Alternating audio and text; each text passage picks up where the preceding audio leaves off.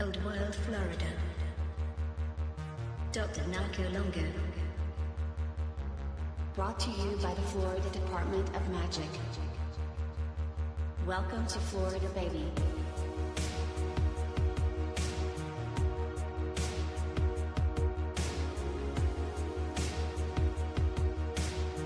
Florida is the original Garden of Eden.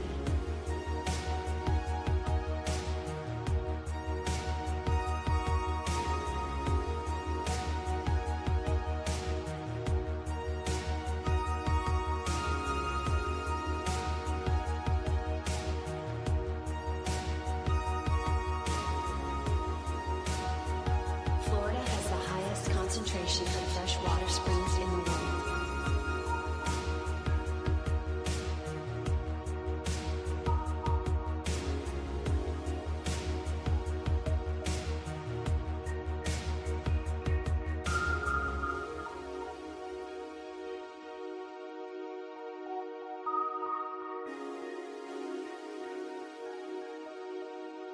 Florida oranges are the golden apples of mythology.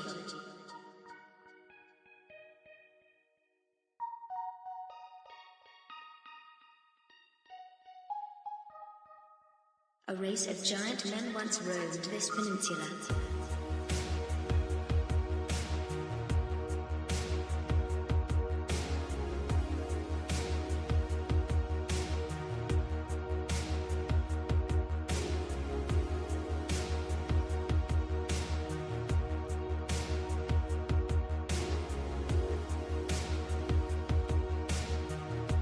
The Smithsonian can suck my balls.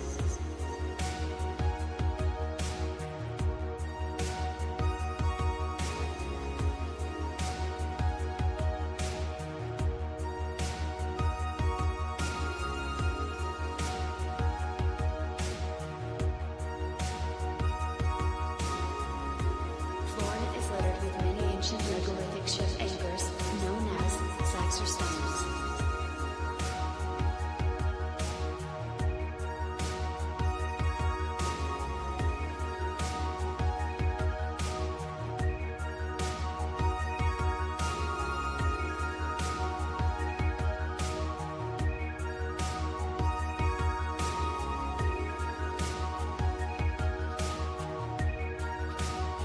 I'm bringing Saxor back.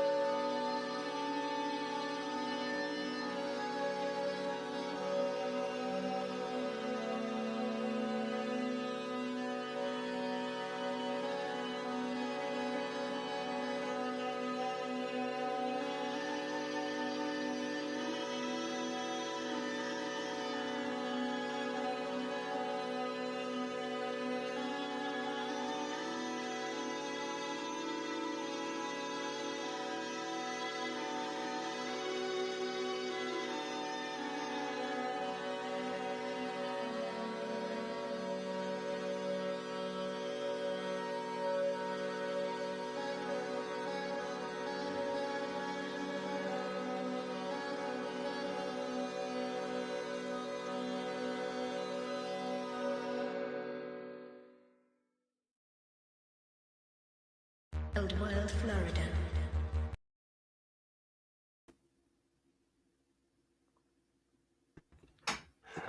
What's up, everybody?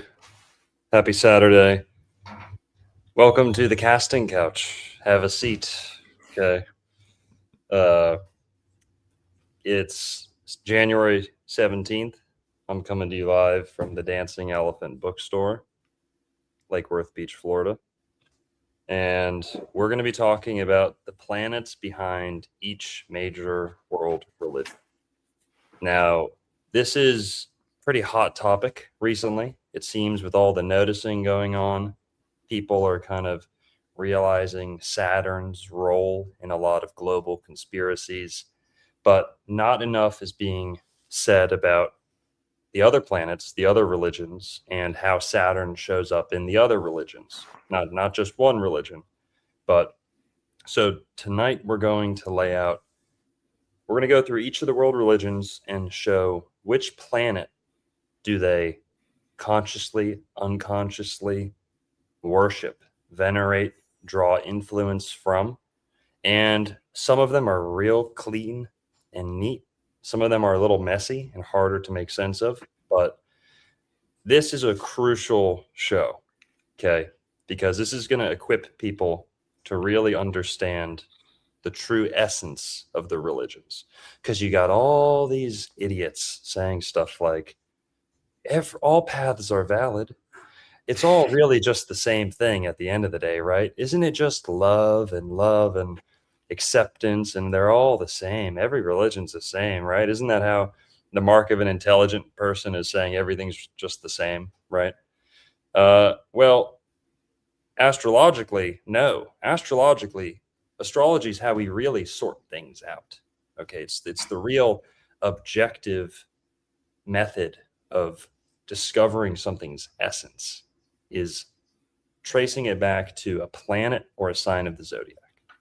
That's just the way it is. All other arts and sciences come from astrology.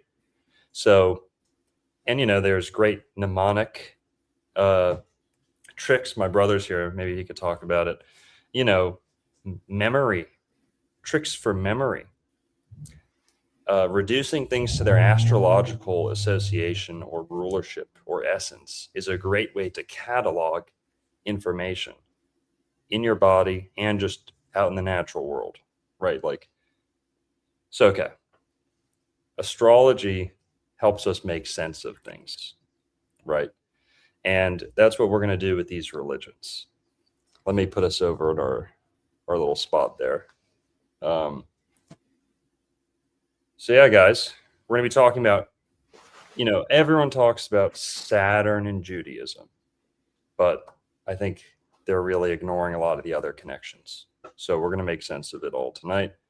But before we get too deep into it, Merlin, what's up with you, man? Same old, man, living the dream. Looking forward to this episode. Like many of our episodes, it's going to clear up a lot of misconceptions like you were just talking about. That word essence is great. It has the word is. What something is its isn't, its essence. And, understanding the essence is essential. So this is really going to hit home on a lot of, what I would consider essential knowledge, because, astrology is it's always understanding the stars and the planets, but it's also understanding how they manifest in our reality and how it legitimately is a science that affects you. So this is going to be a pretty cool one. Totally. Merlin was live earlier today on his channel. Go check that out. Wise Wizard Merlin, Wise with a Z. But all right, y'all, let's get into it. Merlin's got a nice little slideshow here, and we're just going to riff, but okay. Now, it would be easy to start with Saturn and Judaism, right? But that would just be too easy. And first, I want to establish the type of relationship planets can have with religions before we just, go all in on Saturn and Judaism. Hang on, we'll get there. Okay, I know. And Islam. Okay. Mm-hmm. But Jupiter is the planet associated with Christianity. And this is one we just got to get it out of the way. Okay. People hate hearing about Jesus and astrology. A lot of people love it. The astrotheology people, they're aware of this, but a lot of Christians, good Christians, are allergic to the idea of Jesus having any association with a heavenly body. Now, I think that's just silly, because when we look at Satan or Satan, who is clearly, there's no denying Saturn is identified Satan is identified with the planet Saturn. Mm-hmm. No one will deny that or refute that. Why is it so preposterous to think Jesus might also have a beacon in the heavens? We're not saying Jesus is just the planet Jupiter or just the sun, right? But there's an undeniable influence to his archetype, whatever you want to call it, right? And Thursday is somewhat of a holy day within Christianity. So we know Sunday is the primary day of worship, but Thursday shows up a bit too. I'd say it's the preferred holy day of Christianity outside of Sunday. So we've got the sun and Jupiter. Thursday is Thor's day. That's Jupiter's day. So the days of the week is one of the ways we're going to be able to make sense of this. Right off the bat, Jews worship on Saturday, Christians worship on Sunday, and Muslims worship on Friday. So that's the first clue right there. Oh, here, let me get this off the screen. There, now we can see your guys' comments on screen. Sweet. Becky Teresa became a member. Thanks, Becky. So we're looking at Jupiter. Sorry, excuse me. Freudian slip or something, I don't know. We're looking at Jesus, particularly kind of angry or woke up on the wrong side of the stone Jesus.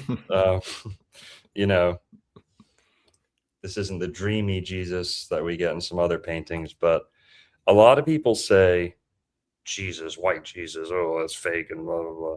Cesare Borgia. Don't you know that's Cesare Borgia? Jesus is modeled after Cesare Borgia.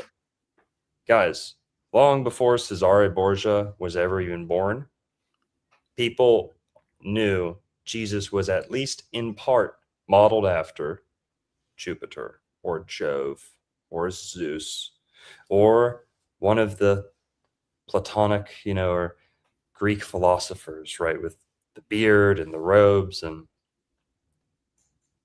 Jesus was modeled after, at least visually, modeled after Jupiter long before Cesare Borgia ever came around. And by the way, Jesus was white, so you can take that to the bank. Sorry, folks, but regardless, Jesus, the flesh and bone, real man, was not the planet Jupiter. That's not what we're trying to say. But Jesus was Team Jupiter. Yahweh, the breath of life, I'm going to equate to Jehovah. So when Jesus is identified with Yahweh over and over again, you can take that to mean whatever you want it to mean. But no one can deny that Yahweh, aka Jehovah, is very closely linked to Jove. Jehovah, Jove. Yahweh is the breath of life. It's the sound of inhalation, right? And, yep. Jesus is Jesus. Hey, Zeus, how you doing today? Yeah. Right. If he was a Mexican, it'd be Jesus. Yeah. Exactly. That's Jesus. And so I think Jesus was a real person, 100%. But there's multiple things that can be true at the same time. Was Jesus's life, was a solar myth, a solar hero archetype attached to Jesus after his life? Yes. Rome did have a solar religion that was then attached and kind of hybridized, fused with the new Christianity movement. That's not Jesus's fault. Okay? That's where all the solar stuff comes from. Again, the Bible doesn't say December 25th, which was Jesus's birthday. Doesn't say that. That comes from the solar myth, the astrotheology, the universal religion. And there's nothing wrong with that. Christians have every right to acknowledge and celebrate the solstices and the equinoxes. Why are we going to give paganism a monopoly on that stuff? That's silly. Ditch the superstition. Christians have just as much of a right to recognize and celebrate the solstices and equinoxes. And, they do already. Christianity uses astrology to determine holidays like Easter. Mm-hmm. And we talk about this in other shows, but all right, about Jupiter, there's a sun component to Jesus, the solar component, and then there's the Jupiterian component. Hang on, 2 planets and 1 person. How does that work? Well, the Trinity makes less sense than that, but that's besides the point. Being the Father and the Son makes perfect sense when we're talking about Jupiter and the Sun. There's a Jupiter component to Jesus. Jupiter's a father archetype. Okay. Saturn is the grandfather, false father, stepfather, or godfather archetype. That's Saturn. Jupiter is the righteous father. Okay. And in fact, we say pater or pater, padre, from Jupiter. Jupiter. Patron. Yep. All father words come from Jupiter, believe it or not. Patriarchy, paternal. Yep. Yep. And so being the Father and the Son at the same time, that makes sense when you have Jupiter and the Sun both being in the picture. Now, how does Jesus exhibit Jupiterianism? Forgiveness, righteousness, right? Benevolence. He's wealthy, okay? On his own terms, right? By his own definitions, he's extremely wealthy. Yeah. King, royalty, riches, beyond. That's all very Jupiterian. The jackpot, that's that Jupiter energy. 21, 777, right? But Merlin, please chime in. Yeah, Jesus is the King of Kings and Jupiter is King of the Gods. So right there, you've got a Jesus-Jupiter connection, very, very easily seen there. Great point. King of Kings, the God of Gods, Mount Olympus for Jupiter or Zeus. Yeah. Mount Olive for Jesus. Mount Olympus, Mount Olive. What planet rules olives in astrology? Jupiter. Jupiter. The fattest planet. Yeah. The fattest fruit and the fattest planet. Fat is ruled by Jupiter. Greece is ruled by, I think, Venus. That's a little different. But fat in terms of mass without much density. Because that's what fat is. Fat's not that dense, actually. Muscle's dense. Bone is a little more dense. Fat, and Jupiter rules the kidney, the fattest organ. It's believed that that spear in the side didn't hit his heart, but it may have hit his liver. Mm-hmm. The liver is ruled by Jupiter, the biggest planet, the biggest organ, the least dense planet, and the largest, the fattest planet, and the fattest organ. That's the liver. And go ahead. What's cool is Jupiter rules wisdom as well. And going back to the Mount Olympus, Mount Olive connection, the Sermon on the Mount, Jesus dropped wisdom on Mount Olive, completely, extremely Jupiterian in fashion right there. I mean, the Sermon on the Mount is like, you need more than that, but that is so much of the wisdom of the Bible, like just right there, I think, Yeah.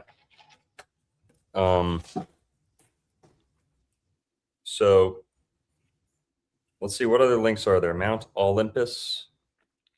Okay, here.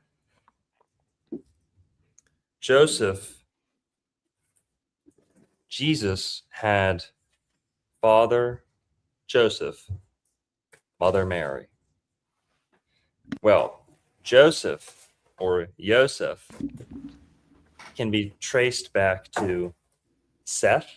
So Yosef, Seth, then go back even farther, or I guess farther across the Middle East, from Seth to Set, then from Set to Saturn. This is Saturn, the false father, the godfather, the stepfather. Joseph.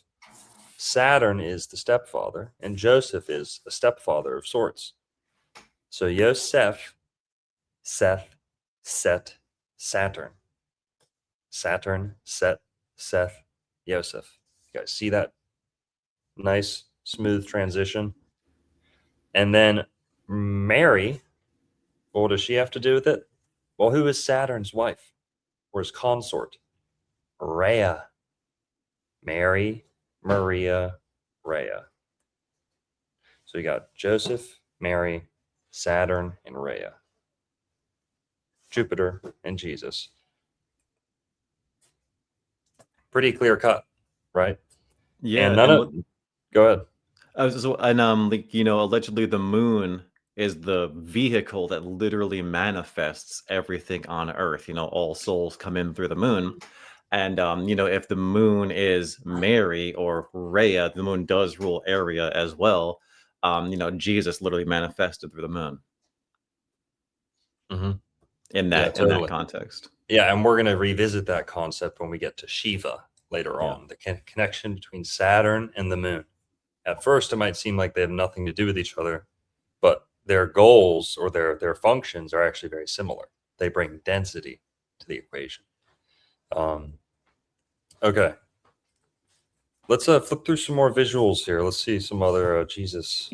Sure. Ones. So very Jupiterian, healing, benevolence. Jupiter, or rather Jesus, he was not a mean guy at all. And like Longo said last episode, a quote from the ancients is that if Jupiter were the only planet in the sky, we would know nothing except for feasting, joy, and reverie, or something to that nature.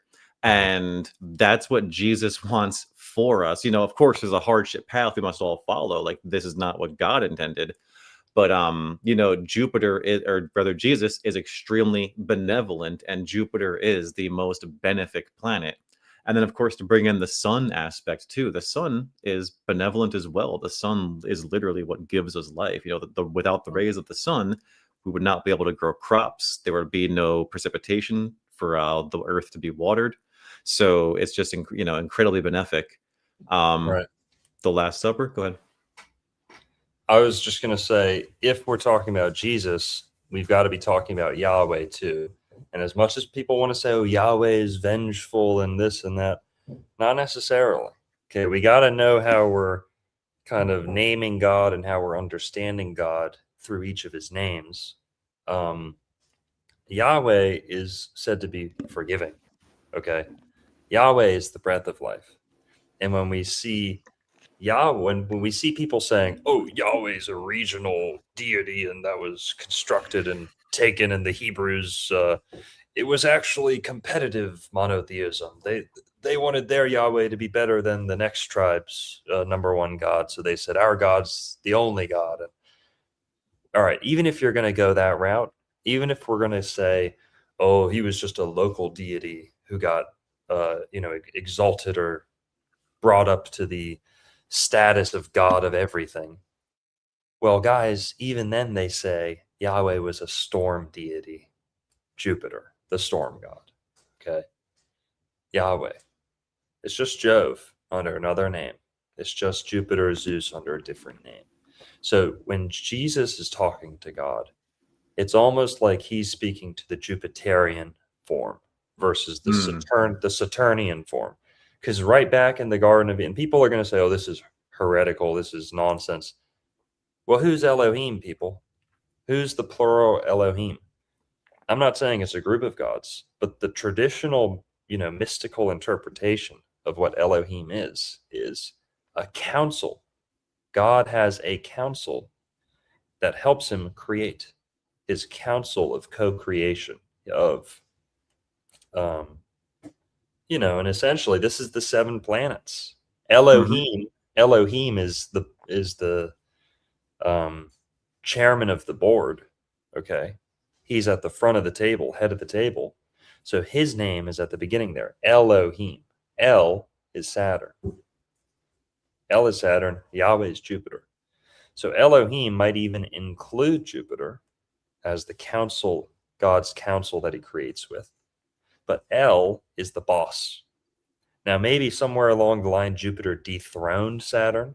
That's a part of Roman mythology, Greek mythology too, and biblical mythology. But okay, let's flip through some more pictures. The Last Supper. The Trinity. People say, well, what about the Trinity? What does Jupiter have to do with the Trinity? Well, guys, Thor's hammer is not only a cross, but it's also, depending on how you look at it, 3-pointed. Thor's hammer is almost a Trinity.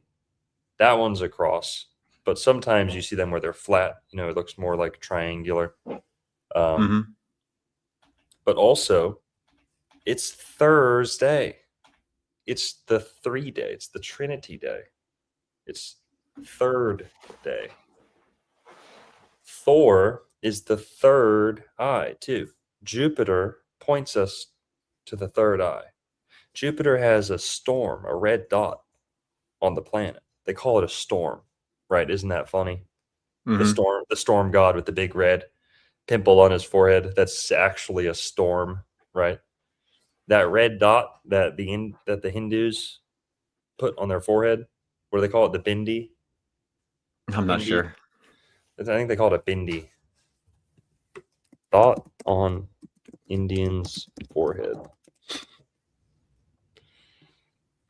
Bindi, yeah, they call it a bindi. And the bindi is there to harmonize with the planet Jupiter. It's auspicious. It's a benevolent thing to have that red dot.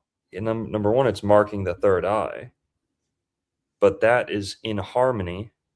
It's sympathetic to Jupiter, the red dot, the storm god, third eye, guys. It's like, and then when you have the third eye, it makes a triangle with your other eyes.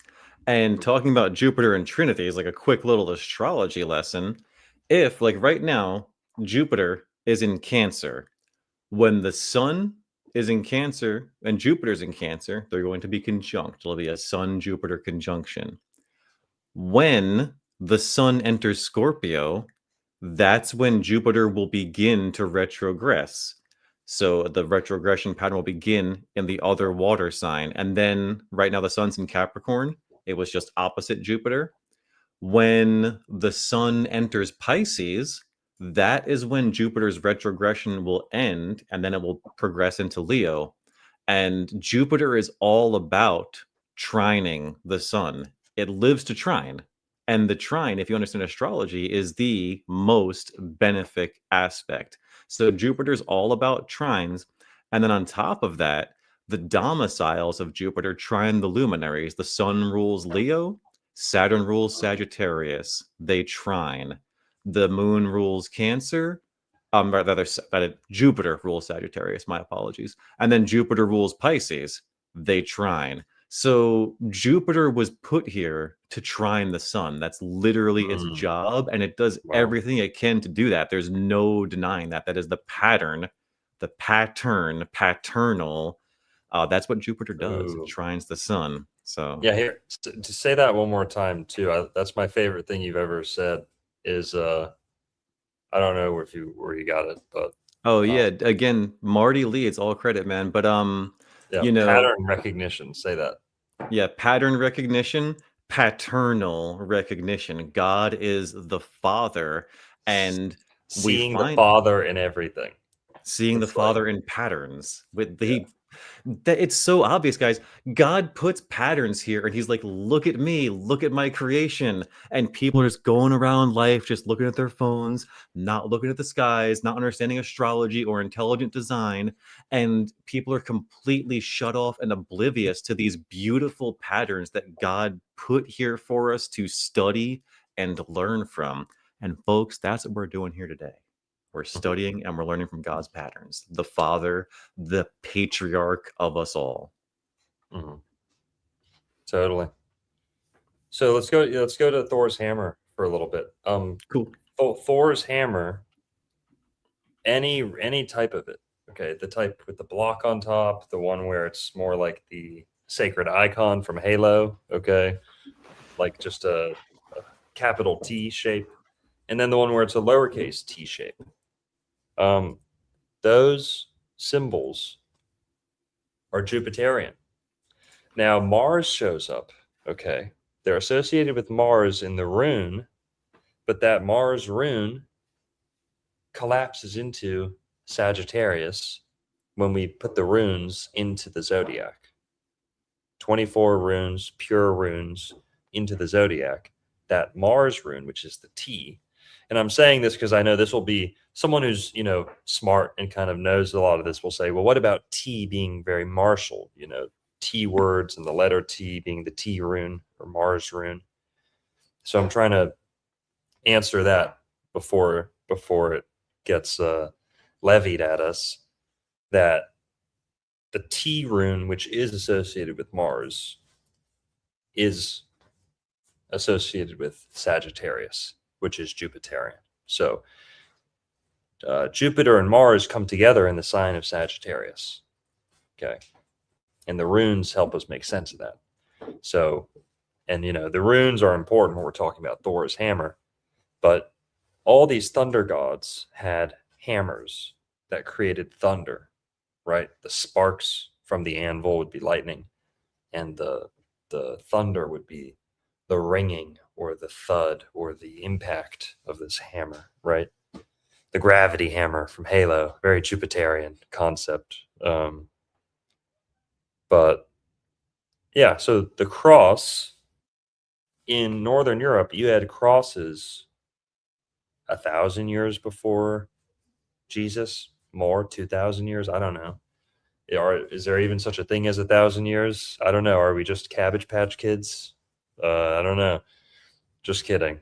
But the Thor's hammer is the original cross, religious cross symbol. There's also like the sky cross or the medicine wheel, the medicine cross. That cross is kind of like the North Pole or the four corners of the earth, the four corners of the sky. That's sometimes associated with Jupiter too, but the cross is Thor's hammer. So we've got all this evidence, all these links between Jupiter and Jesus. Christianity is very Jupiterian.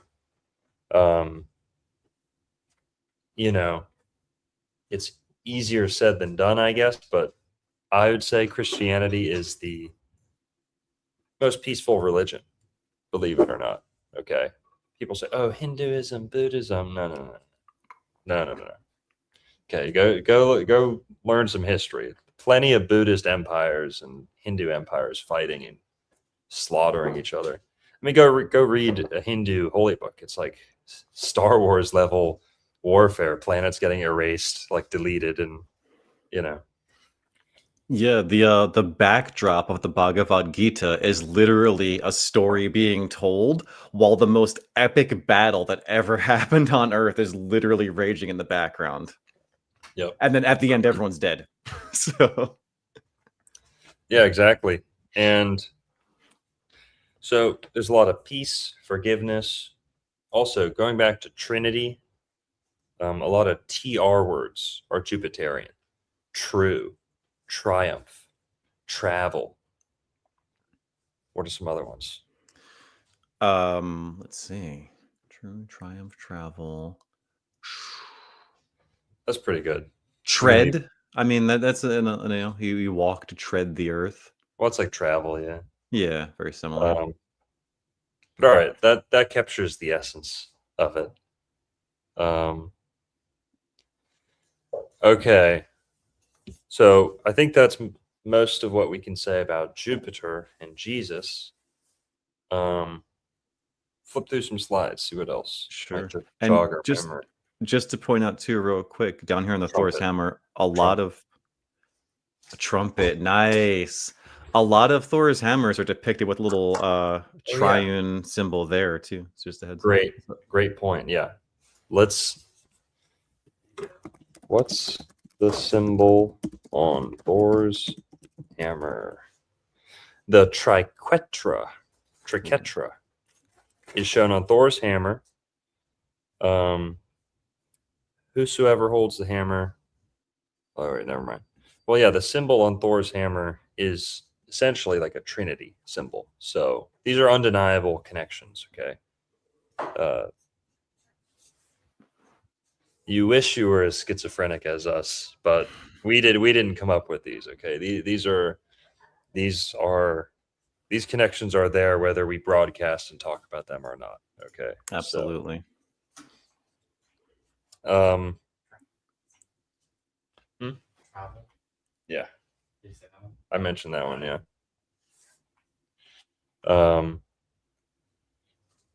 So Christianity and Jupiter. Well, the cross is Thor's hammer. And all right, I think we made our point. Next, what was next? Do we have Judaism next? Judaism is next. Oh boy. It's gonna get exciting, folks. Make sure to get some garlic. Keep some garlic nearby. Okay. Oh yeah, there's Thor fighting the serpent. Pretty cool old picture there. Right. Thor fighting serpents and dragons. Also another, commonality with Jesus. Conquering Satan, serpents, Get behind me, Satan. And then Satan is associated with, Saturn rules snakes. Saturn rules serpents. So to defeat the serpent is to defeat Saturn. Snakes are one of man's few natural predators. No matter where you are, if there's a poisonous snake, it can get you. So they're quite dangerous. Just like Satan, if you are not sober and sound of mind, is out to get you like a roaring lion. Mm-hmm. So there he is, Saturn eating his children. Yep. So now we're going to talk about Saturn, guys. Let's look at something. Go find a picture for Judaism. There's Saturn. Saturn's known for eating his kids. Also known as the Grim Reaper with the scythe. Okay, so god of agriculture and death, time. Yeah, go ahead. Does any religion bite children? Does any religion bite? I'm scratching the back of I'm scratching my crown chakra. I don't know. I don't know. That's a good one. Yeah, I never put that. Never connected that. I think that's a bit more. Let's not bite off more than we can chew right now. Okay. Let's not tunnel too deeply down that rabbit hole. That rabbit hole. The T is silent. The deeper down the rabbit hole you go, the more and more silent the T becomes. Well, yeah. Just the tip, someone said in chat. Yeah. No, man. Okay. Now, Judaism, guys, is ruled by Saturn. I'm not coming up with this. I mean, thousands and thousands of people have remarked on this throughout history. Conspiracy theorist Jordan Maxwell makes a compelling case for it. And the obvious evidence is Judaism worships on Saturn's day. Saturn's day. Saturn's day is Satan's day. Most people wear black on Saturn's day. Why? Because you can't see the stains. Think about the spiritual implications. Think about the philosophical, moral implications of dressing in black to go party so that your stains won't be as visible. Okay. Right. That's interesting. Because that's why people wear black, on Saturn's Day. They're going to dance, they're going to sweat, they're going to get drinks spilled and bumping into dirty people and all that, and you don't want to have to change. That's only one reason people wear black. Another reason is most people say you look better in black, or it's easy to dress in black. So people wear black on Saturn's Day. They go out. They're more likely to commit sins on Saturn's Day. Can we all agree on that? Right. Sunday is when you kind of go seek forgiveness. You sweat it out. Whatever you did on Saturday, you sweat it out on Sunday. Go to the beach, sauna, whatever. Prioritize yourself a little bit more on Sunday, your health, your well-being. Most people go to the beach, or they go to brunch, or they're more likely to spend time outside during the day on Sunday. Saturn's Day is the other way around. Okay. You just had a chance to stay up all Friday night. You can sleep in as late as you want Saturday. Saturday is the day where you're most likely to wake up 1 p.m., go to bed at 4 a.m., whatever. So it's a sinful day, right? Saturn's Day, that's what you'd expect. Now, Judaism chooses to worship on Saturday, but what other connection to Saturn do they have? Well, we'll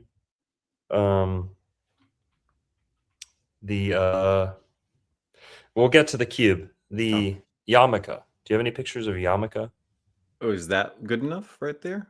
I don't. Besides that, I can go Google. I can find one real quick though. Go look at Saturn's North Pole. Do you have one of those?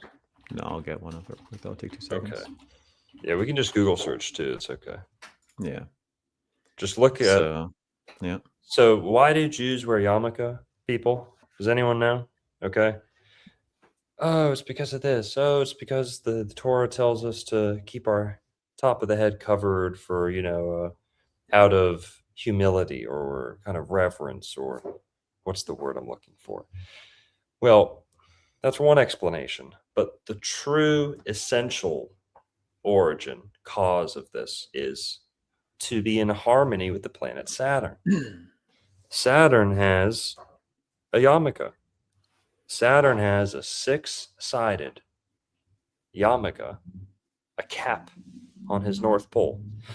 Well, now this is NASA photography, so you don't have to say, yeah, that's a real picture. This is probably a fake picture. But why did they feel the need to draw a 6-pointed kippa on Saturn? Why did they feel the need to encode that into Saturn's identity? Okay. And you tell me. Now, the 6-pointed hexagon is the 2-dimensional representation, the 2-dimensional version of a cube. Mm-hmm. So a cube in 3D is a hexagon in 2D. That makes sense? And the Star of David, or the Star of Remphan, also fits into the hexagon. And the internal portion, the middle portion of a Star of David, okay, Star of Remphan, is the hexagon. You guys can see that. And instead of one trinity, it's like 2 trinities battling or canceling each other out, right? The masculine and the feminine, the balance. Oh, yeah, Saturn loves balance. Libra loves balance. Lucifer loves balance. Go hear your moral relativists and all these people talk about balance and the essential. Oh, there has to be dark and there has to be light. And all acts are magical acts. There's nothing's good or bad, right? These people are operating on Saturnian, philosophy that good and equal are 50-50. Okay. They are on a spectrum instead of being one on top of the other, a hierarchy. Okay. Jupiter believes in hierarchies. Okay. Saturn, believe it or not, people think Saturn's all about domination. And yes, it is, but often through the guise of egalitarianism, case in point being communism, Like, look at our last show. Look at the politics we talked about last show. Communism, socialism, Marxism, Saturnian political movements. They might operate under the guise of, oh, yeah, everyone's equal. Yeah, we're going to help everyone out, right? Oh, kings, bad, right? Royalty, very bad. But what ends up actually happening? You get something even worse, something even more dominant, right? Domineering. And that's a great Saturn Moon connection there, communism. Because, like you pointed out last show, communism. So the moon's associated, and then to come together has a squishing effect, a compacting effect. So communism brings things together and squishes them. It squishes everyone down to the same level. So yeah, another Saturn Moon connection right there. Yeah. So guys, the star of Remphan is the signature of Saturn. It is the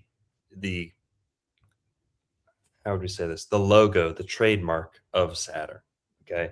The hexagon, the 6-pointed star. 666. Why is that so scary? Why is that so bad?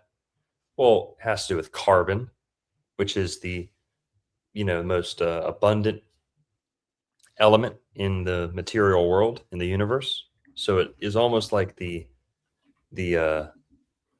how do we say this? What water is to liquids, carbon is to matter. Does that make sense? It's like the most abundant form. It's like the representative, the most represented example, right? It's what's the word? There's a perfect word for this. It's essentially, by being the most abundant, it represents that class of things on its own, right? Like when we say water, we're kind of saying like liquids, right? Like fluid in general. The most ubiquitous, maybe? Yeah, that might be the right word. But carbon, because it's the most abundant element, you can see it as like the representation of the material world, right? We live in a carbon world, right? And this 3D world, so much carbon. Carbon has 6 protons, 6 neutrons, 6 electrons. That's your 666. What else is carbon? What else is carbon? Coal is carbon. Soot, ash, okay? Char, that's carbon. That's Saturn. What has already been burned? What is charred? What is yeah. Santa is also Saturn, by the way. What does Santa give you? If you're a Coal for bad Christmas. boy. Yeah. Coal. That's carbon. That's Saturn. Karma, carbon. You like that? Okay. Saturn is the karmic deity, the punisher, the judge. Santa's like that too. Now, Jews don't. Sorry, Jews. Santa's on our team, but Saturn, Jews do have Saturn. They like Saturn, and Santa and Saturn, they're the same guy. I'm just joking, but Saturn will give you coal too. So that carbon 666 coal connection, it's hitting on this like demiurge Shiva form of Saturn, who created the material world, who created density itself, who imprisoned spirit into matter. Now, I'm not a big Gnostic or I guess that's a bit of a Neoplatonist thing too, right? Spirit imprisoned in matter. But if anyone's to blame for something like that, it'll be Saturn. Saturn's the real demiurge, okay? Now, the Star of David, the hexagon, this is the yarmulke, the kippa, the cap on Saturn. Now, can we look at a picture of a yarmulke, please? Sure. 6-sided yarmulke. Most of them are 6-sided anyway. You guys will see just how. Let's see. 6-sided. Yeah. You see how so many of them are six-sided Yeah, right there. 1, 2, already? 3, 4, 5, 6. That's how most of them look like. I know you keyworded it, but that's how most yarmulkes I've seen in real life look. They have six sides like that. So the yarmulke is a representation or a harmonic. This is sympathetic magic, is what it is. Like a It's like conduit. it's like voodoo. Okay, it's Mhm. the same like the same principle. It's like I have a friend who's dressed up in a blue jacket and brown pants, so I'm going to make a little doll of a blue jacket and brown pants. My friend has a a big red hat. I'm going to make a little voodoo doll with a just like Jupiter has a red dot, okay? And the Hindus Mhm. put the red dot on the third eye. Saturn has a little cap. So the Jews put the cap on their North Pole to harmonize with Saturn. Thank you in the chat. This is the crown chakra. Jupiter is all about the third eye, Thor's eye chakra on Thursday. Mhm. Saturn, who is also Kronos, his Greek name is Kronos. That's where we get chronology, chronic. Okay. A lot of these words are Saturnian or Cronian, Chronosian by nature. Criminal, cruel. Damn, this book just fell on its own over there. Crooked. Yep. Bingo. Yeah. Yep. Cross, even. Crotchety old man. Up there. Next to the coral thing. So yeah. So yeah, CR words, very Saturnian. But then also, what was I gonna say?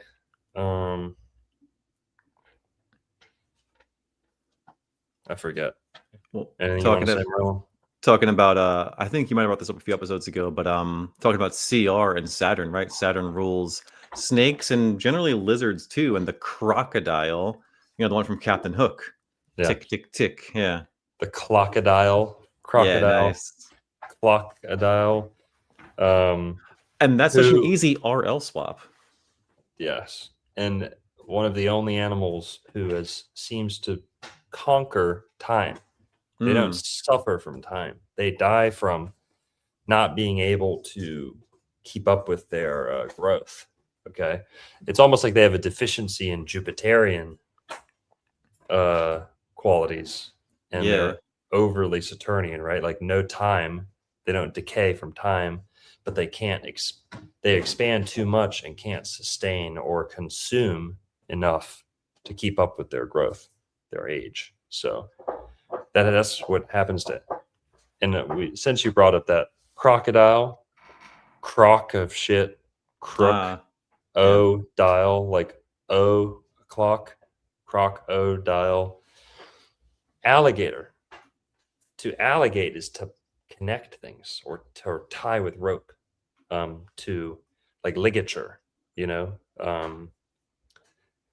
alligate is to connect things together, to tie things together. Alligate. Allegations, very Saturnian, right?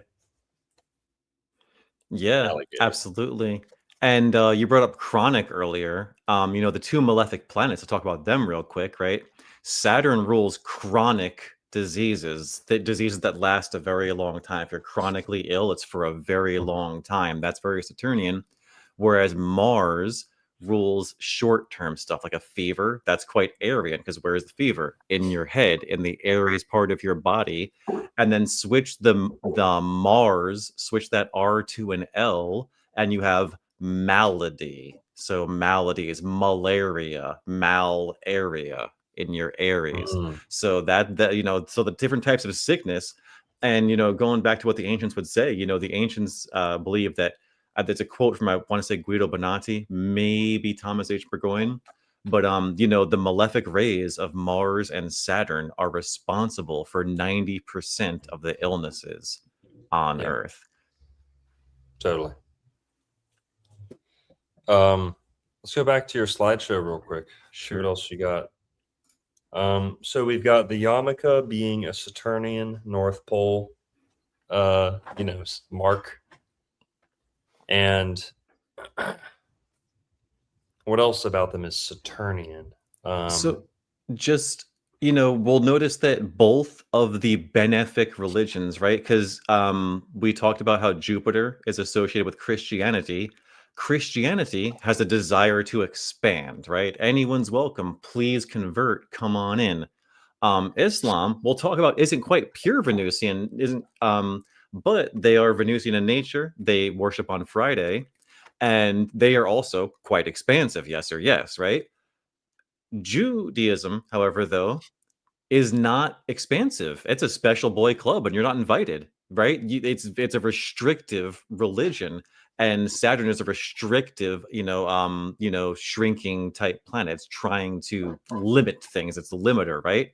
If it was just Jupiter in the sky, we would never die. But Saturn rules death. Saturn limits your life, and the Saturnian religion limits membership as much as it can. And how do they do that? By making membership through the mother, right? Because a woman can only be pregnant once every so often, right? If it was by the father, one man can get 20 women pregnant in a month. So Yeah. it literally naturally keeps things small, and that is very Saturnian. Yeah, good point. And also, if patriarchy is Jupiterian, guys, matriarchy is Saturnian. This whole the dark feminine thing, okay, guys. The matriarchy, very Saturnian. But we'll talk about that another time. What else is Saturnian? Constriction. Saturn has a restrictive influence. Now, what does that have to do with Jewish people? Well, who knows what tefillin is? Tefillin or tefillin. Can you look at the? You had a picture of it. The wrappings. Yep. Yeah. This is called tefillin. This is it's almost like electrical tape, but it's like a vinyl or leather cord, a flat cord, or like a tape that is wrapped around the left arm. And that block, what that block is, that black cube, Teflon. Yeah, that's funny. Someone said Teflon. Yeah, it's made of Teflon. Yeah, tefillin, Teflon. But tefillin is this thing that they put on the arm. Now, this is crazy. Okay. Number one, when you put the cube on your forehead, it's compressing your forehead ever so slightly. And some people are going to say, oh, this activates the third eye. No.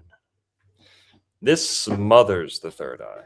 This oppresses the third eye, and it essentially cancels it out. And when they're putting the yarmulke on, this is emphasizing, also smothering, because I don't believe it's activating in the proper sense, but it's emphasizing the crown chakra. Kronos is where we get the word crown. Mm-hmm. The corona is how we say crown in Spanish or Latin. And coronation, right, to be crowned, corona, Kronos is the crown. Saturn's the top chakra. The moon's the bottom. When you moon someone, you show them your bottom. When you are crowned, it goes to the top. Okay? And that's another pathway connection between Saturn and the moon is top to bottom. As above, so below. It's literally saying, as Saturn codes it, that's how the moon prints it. The 3D printer. Yeah, actually. Ass above, so below. Oh, no. Welcome to the casting couch. So. That's awesome. Yeah. All right. Well, this tefillin it's essentially, did you guys ever wrap something around suck your lips and make them blow up really, with a Gatorade bottle? You ever do that? Suction your lips with a Gatorade bottle? No. And then they're stuck like this for 10 minutes? Never You did never it. did that? Nah. Did Did you ever like tie rubber bands around your fingers to where they would swell up, or like your veins would poke out, or they turn colors? You ever have a crazy kid in your class that did shit like that? I guess so. You know, I get the concept. This is essentially what tefillin is. They wrap it around the left arm, which is closer to the heart, and you're going to feel the pumping of the heart, of the blood throughout your body. You're going to feel it right under the skin in your left arm. It's very close. And when you constrict the left arm like this, so close to the heart, it affects your blood pressure, or at least you become conscious of your blood pressure and the beating of your heart. Okay. That is so Saturnian. You're constricting it. It's like when they take your blood pressure at the doctors. What do? They squeeze your arm. Yeah. Okay? That's Saturnian. The binding. They bind their arm. Saturn rules, like I said, ligature, binding. The whole BDSM, tying people up, so Saturnian. It's not even funny. Okay? Yeah. And go ask Rabbi Shmuley. He practically invented that stuff. Okay? That's all Saturnian. The dark, the black, the leather, and the vinyl, and that whole like American Horror Story, like GIMP aesthetic is Saturnian, the Gothic, and that's a part of, you know, the tefillin thing is you're essentially constricting your arm, and you feel your blood beat in your heart, your blood pulse in your heart beat a little bit. Very constrictive. And you've got the black cube on the left arm on the bicep, and then one on the forehead. Now, what's inside the black cube are little writings, sayings from the Torah. Sometimes it's a whole Torah, just very microscopic writing.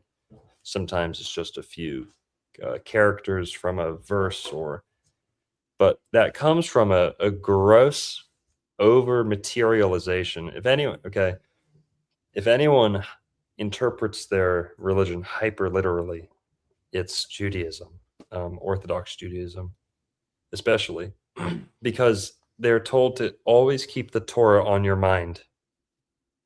So what do? Smack it on their mind. Are you kidding? Is that not funny?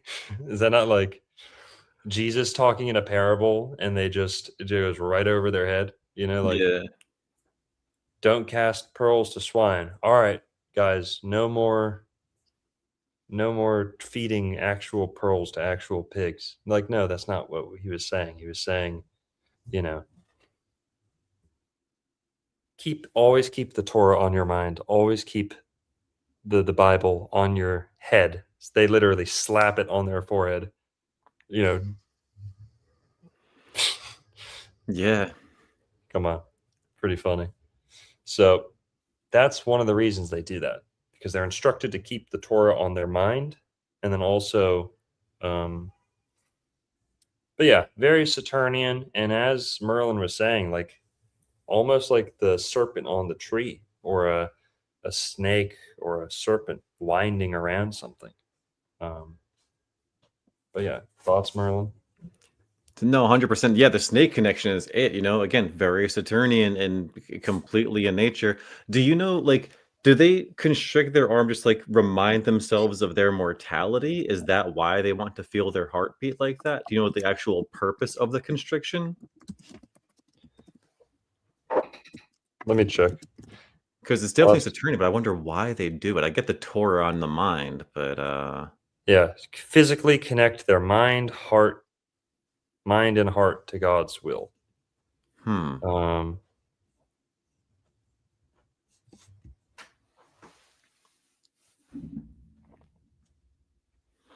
Yeah, and some of the Jews will be like, "Oh, if you're a real Jew, you tie your tefillin on real tight. Don't be a baby.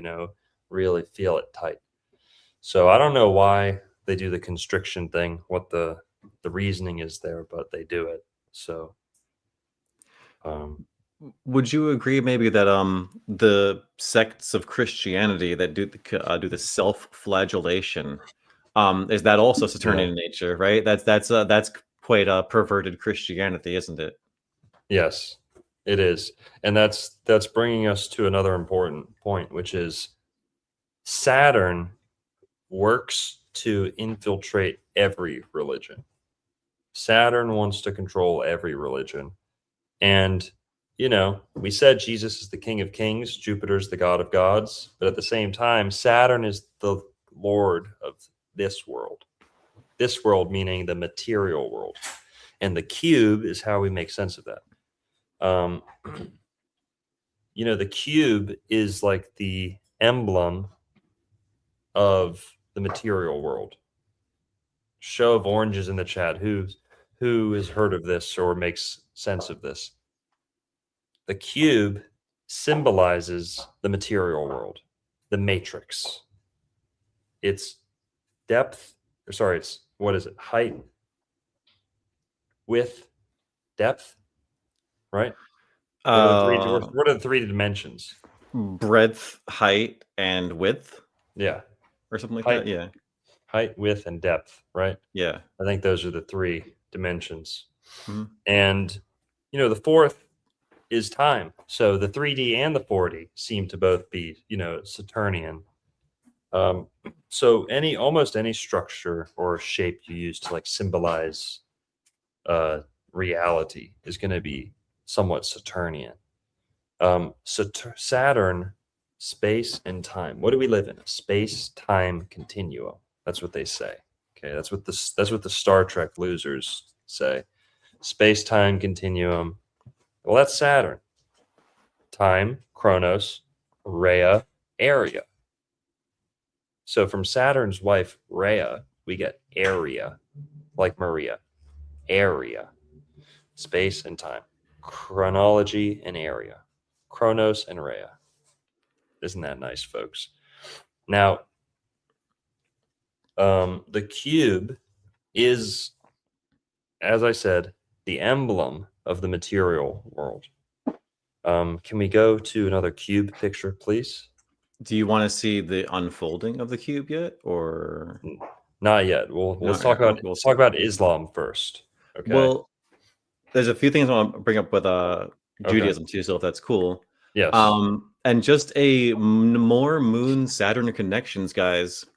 It's undeniable the connections between Saturn and the Moon.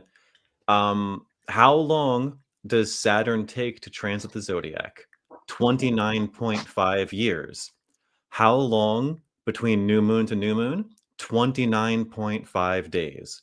How many years does Saturn spend in each sign? 2.5 years. How many days does the moon spend in each sign? 2.5 days. So the connections are undeniable. And in 29.5 years, the moon will transit the zodiac precisely 365.25 times. So the connections between them are, dude, it's undeniable. And the last thing to talk about with Judaism, if I may, is the law connection, because they are a very, and real quick, you mentioned Saturn wants to infiltrate. Is there any religion that infiltrates? Never mind. But the law, though, the litigious nature of Judaism, they've got the Torah, which is their one of their holy books, and they also have the Talmud, which is literally rabbis debating over the interpretations of the Torah. Right. And Saturn exalts in Libra, and Libra rules law. Yep. So the Saturn, you go ahead. Yeah. I was just gonna add to that, Judea, judgment. Nice. Judgment. To be adjudicated is to be Judaicated. Okay. Judea, Judas, even, Okay. That's awesome. Oh, Judas too. Look at that. And then between priests, right? Black is the color of Saturn. What color are the colors of the robes of the judges? Black. So they are literally black priests of Saturn in our courts. And talk about infiltration. When you show up to a court, they allow you to swear on the Bible. So courts, guys, are an entirely ecclesiastical proceeding. It's all religious, but it's all infiltrated and subverted and hidden. You know, the religious aspect, it's crazy how it's both in your face and completely hidden. You know, when a priest walks up to the dais, everybody rises to respect the priest. When a judge enters the courtroom, everybody rises to show respect for your honor, right? So the similarities are so uncanny. And you can see here this picture, guys. It's a picture of the different rabbis debating the Talmud. So yeah, just the Libra Law Saturn Jude Judge is a crazy good connection, man. That's awesome. So yeah, it's incredible. Yeah, judicial system. Nice Judicial system. But okay. And also, you know, this isn't so much a big thing in America, but wearing a wig as a judge, right? Like all your hair is falling out, right? Putting on fake hair, pretty Saturnian too, right? People say Saturn rules baldness too. Like this, as you get older, you get like the ring of Saturn on your head, right? I am a Capricorn rising, so there's that. Well, more OJ, that hair will grow right back. We'll have you looking like a chia pet in no time. Okay. I'm all out, man. You know what a chia pet is, right? Oh yeah. I've never had success in growing a chia pet. I'm pretty good with plants, but chia pets always look like ass. It's funny. So Islam time? Yeah. Cool. All right. Islam, the third major world religion. I guess it's the second in terms of numbers, but you know, Judaism doesn't come close to Christianity and Islam in terms of numbers. I think there's only like 15 million Jews in the world. Okay. And there's like 17 million Mormons. Mormonism is only like 150 years old, you know, a little more. That's crazy. 200 years old, 150-ish. And there's more Mormons on earth than there are Jews. But Islam, lots of Muslims, and Islam is ruled by the planet Venus. Venus is the goddess, the god of femininity, beauty, romance, cosmetics, harmony. You know, you could say symmetry, right? A little bit. Venus is also known as Isis, Aphrodite, Freya. That's where we get Fry's Day, Freya's Day. Sorry, did I say Fry's Day? Freya's Day, Friday. What? No, I'm just messing around. But I pulled up Muslim men. You mentioned femininity, and I see no connection, honestly. Yeah. Well, look at the one. Go down one. The guy with the picnic cloth on his head. Yeah. Anyone looks like he's dressed like a sourdough starter.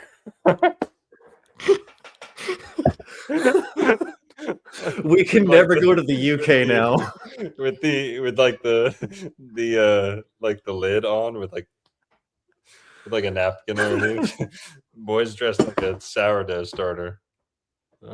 Shane, come here.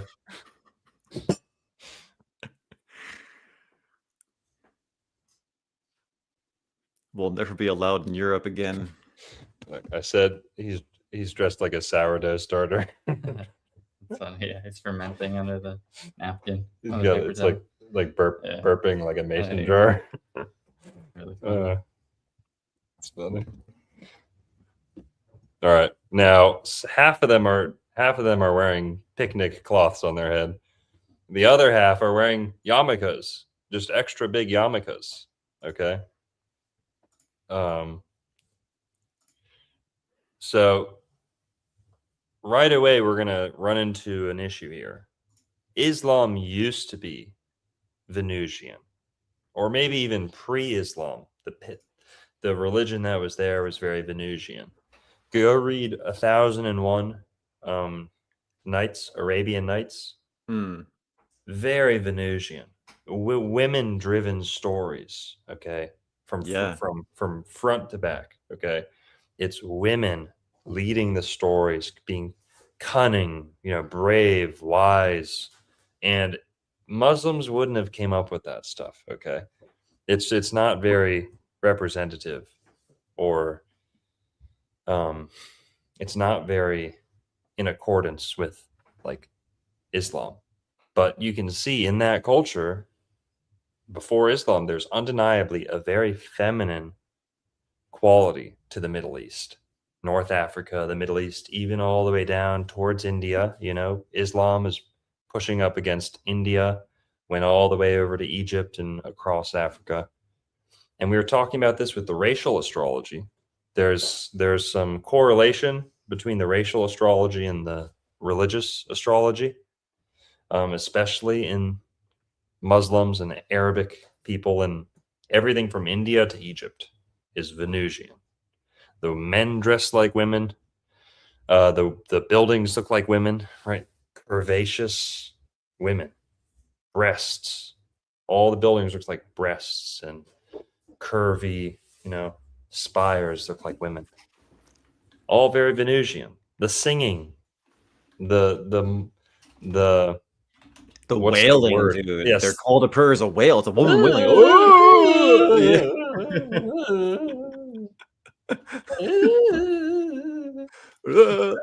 Yeah. Yeah, all very Venusian. They love their sweets in the Middle East. They love sweets and desserts and candy shops and Dubai chocolate. And now, I would never say this because it's horribly sexist, but some people do think that women are more emotional than men. Right. Is there any religion that somewhat emotionally overreacts to the slightest perceived insult? So there's Uh, most emotional religion. Yeah, that's another Venusian trait. And what else is Venusian about these places? The men loved like jewelry and to accessorize, right? Like all the Middle Eastern mall kiosk shop owners, right? Just selling like yes, dude. crappy jewelry and perfume and cologne and cosmetics. Middle Eastern men are very metrosexual. They love their eyebrow routine and their yes, I'm so beautiful, and yeah, very Venusian. So racially and religiously, Islam is Venusian. They worship on Friday. Friday is the holy day of Islam. That's Freya's day, Aphrodite's day, Isis day. Islam is Isis-lam. Isis lamb, right? Islam likes lambs and Isis. The scarves, yeah, exactly. The flowy dress, all very feminine. Blowing yourself up, okay? Bitches be like that. Bitches be suicide vesting left and right. Am I right? Boys, you know what I'm talking about. Okay. Islam is the woman of the religions. By far the least dysgenic religion, hands down. What does dysgenic mean? No, sorry guys. Dysgenic is like, there's no polite way to say it.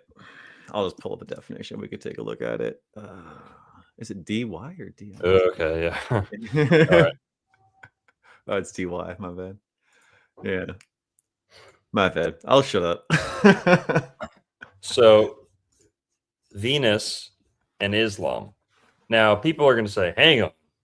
Islam, the goddess, what the hell? They hate women. Or, I'm generalizing, right? I'm generalizing. I'm voicing some other people's, view of Islam. But, when we think of Islam, we don't think of the goddess and the feminine being exalted okay? It's clearly exhibited in some ways, but as far as actual women or the goddess being, exalted. We don't see it that much. Why is that? Well, Islam has been, I would say, 100%. How would we say this? Hijacked? Corrupted? Hijacked. I'm going to say Okay. hijacked by Saturn.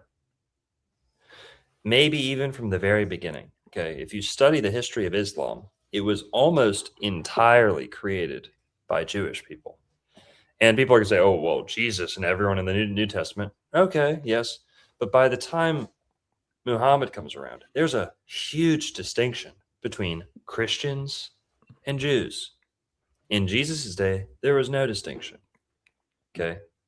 If you believe in Christianity, you'd believe the Jews who were following God's directions became Christians, and the ones who did not follow God's directions became Jews. From those Jews, then we get another separation that Islam comes out of. There was a little bit of Christian influence on Islam, undeniably. A Gnostic Christian influence on Islam, undeniably. They seem to have drawn a lot in the Quran from the Gospel of Thomas. That's undeniable.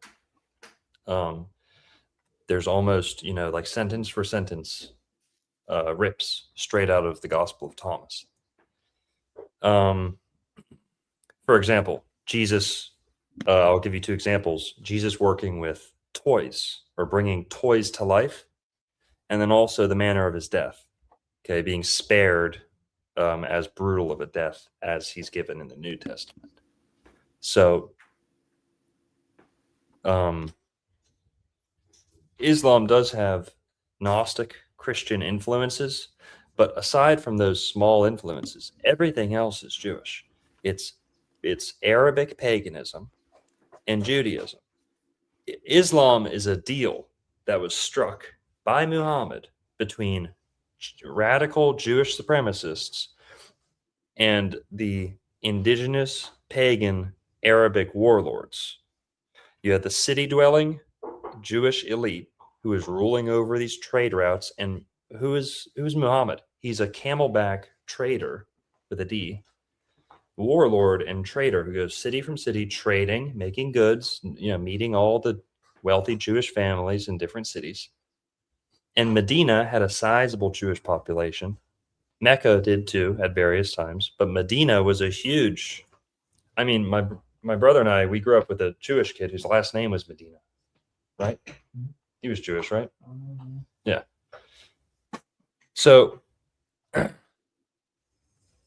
Muhammad brokered peace deals between, I don't know about peace deals, but agreements, compromises between the Arabic pagan animal sacrificers, all these gods, the jinn, all this wacky stuff, and then the Jews who were in charge of the trade routes, who had power in the city centers, and then there would be warring and clashing, and Muhammad's the one, for example, in Mecca, who said, because we're getting to the cube here. This is why I'm telling this. Mhm. Let's go look at the cube. Can we look at the cube? Absolutely. Thanks. This cube, the Kaaba, okay.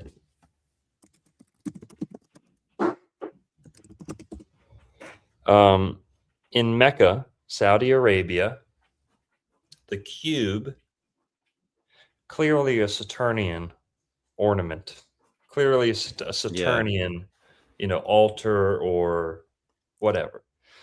But where does it come from? What's the story behind the cube in Mecca? Well, guys, this used to be a center of worship for the local Arabic pagan worshipers. The pagan, essentially tribesmen, right? Who had all these jinn and these weird gods. And they had an altar here, or a holy stone, that they would come from miles and miles away and venerate. This is way before Islam, way, way, way before Muhammad. they were coming here and doing pagan worship on this site in Mecca. And then there are these ruling Jewish families, not ruling, but influential, wealthy families, and they don't like this paganism stuff. Muhammad steps into this environment where the Jews are trying to be in control, the Arabs are trying to keep their religion, and Muhammad strikes a deal and makes a whole new religion and says, all right, we're going to do both. We're going to make you both happy, and we're all going to get along right here in Mecca. So there's a little bit of Gnostic Christianity, but it's a fusion of, and I know people say this about Christianity, oh, it's a fusion of Roman paganism with Jesus's, teachings. This is a fusion of not much of Muhammad's teachings at all. It's a fusion of Jewish supremacy and Arabic paganism. That's what. And why do I say Jewish supremacy? Because, guys, the Quran was written by rabbis. You guys know this? Muhammad couldn't read or write, okay? Peace be upon his name. Couldn't read or write, okay? The only... Never mind. I was going to say, the only thing Muhammad knew how to read was his prescription for goat AIDS medication. No. For goat herpes.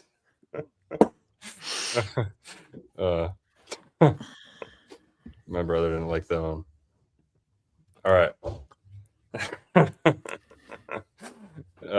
Yeah.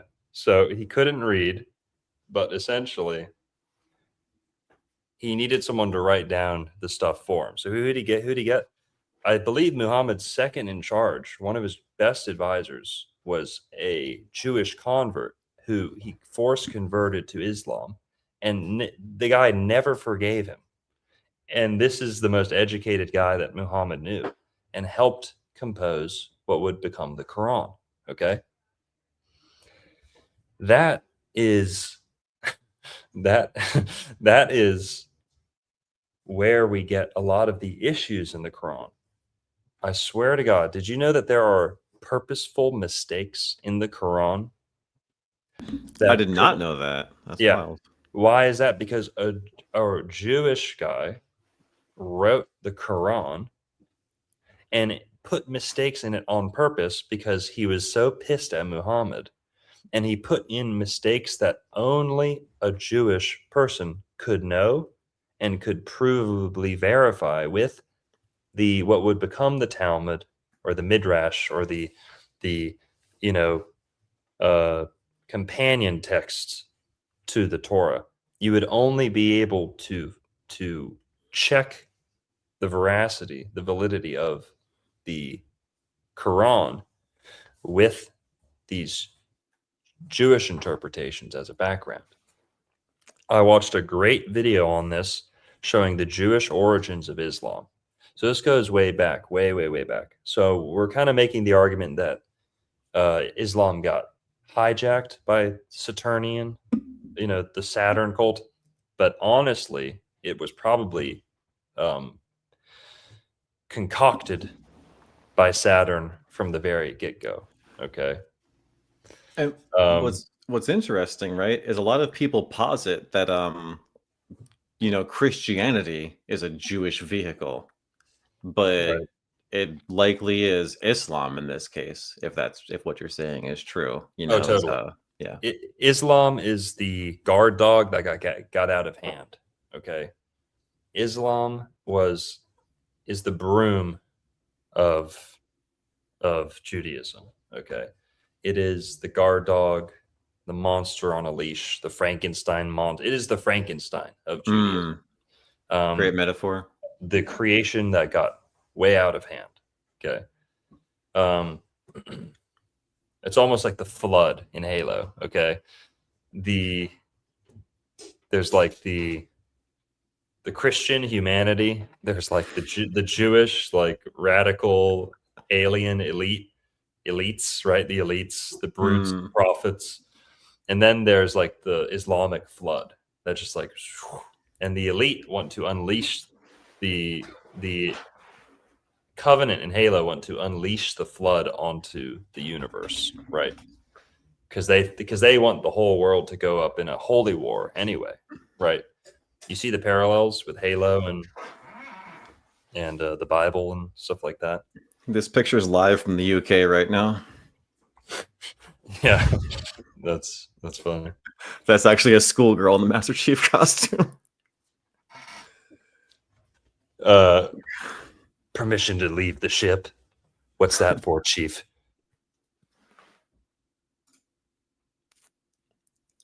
Oh, long goes up. Oh, you cut No. out for a second there. I just went into Master Chief mode. Oh, gotcha. I honestly never played Halo, man. I never played Halo growing up. It's really good. Really good. Nice. But all right. Islam was concocted and created and handicapped, crippled, sabotaged from the get-go. It's like how they say it's like how parts of Hinduism are not like honest, like developments or like local. They're not like local concepts, or they didn't develop there organically. You know, there's the story of the Aryans coming into India, right, in ancient times, and bringing all these improvements and updates, but at the same time, the caste system, right, and they wanted to keep wanted to keep certain elements of the population down, right, kind of oppressed or in their proper place, right, and a lot of these like poop rituals and poop habits in India of like cow poop and the cow dung, food fight, all that crap was essentially like a humiliation ritual encoded into the religion by the Aryan elite to humiliate the lower class people. Like, oh my God, are they actually going to brush their teeth with the poop? Did they really believe us when we said that? Like It makes so much sense, honestly. And that is like, after a couple generations, you're gonna forget it's a joke or a punishment, and you're gonna like revel in the poop festival because you think that's like your heritage and your people. And it's almost the same thing with Islam. Islam is so, with all due respect, not really, I don't know, don't hang me, is so dumb and backwards because it was encoded to humiliate itself. It was designed and programmed to humiliate itself by the disgruntled Jewish scribes who were forced to compose the Quran. Go look it up. Check private chat real quick in the StreamYard. Just FYI. Okay.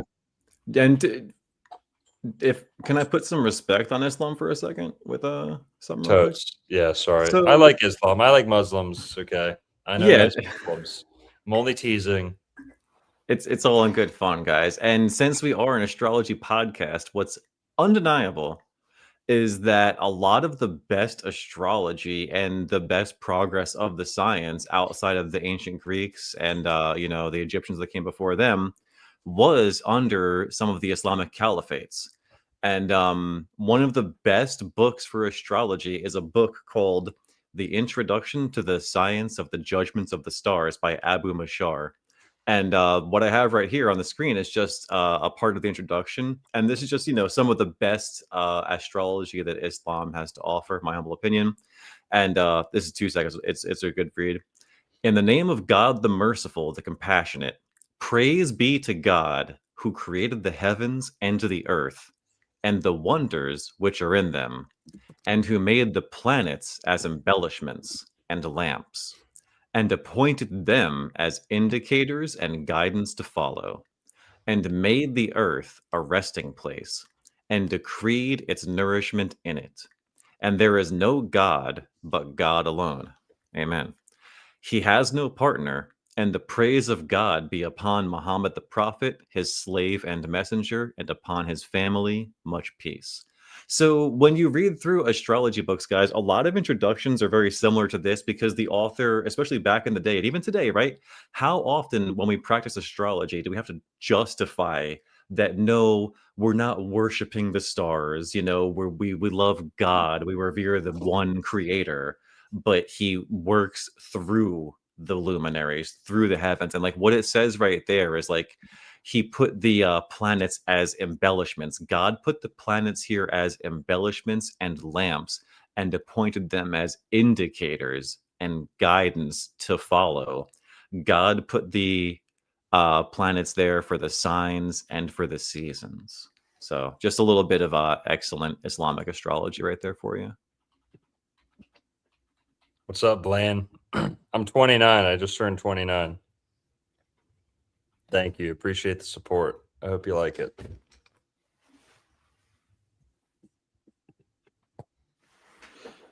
Blaine's reading some Francis Yates. Oh, yeah. Nice. We got 407 in the chat. Thanks to everyone for being here. Hope you're enjoying the show.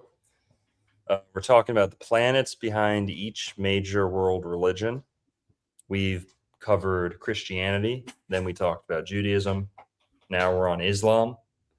So yeah, Venus. Not much Venus to be seen overtly in the religion today.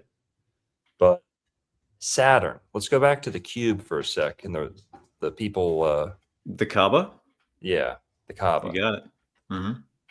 So the Kaaba, essentially, one of Muhammad's closest advisors, companions, was a man by the name of, hang on.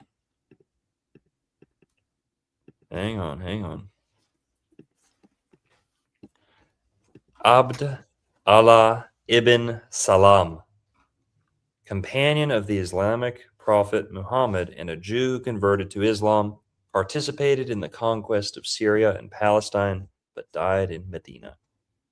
Now, he's not believed to have composed the Quran himself, but he is believed to have been Muhammad's primary teacher and tutor when it comes to the Old Testament, because Muhammad couldn't really read or write at all.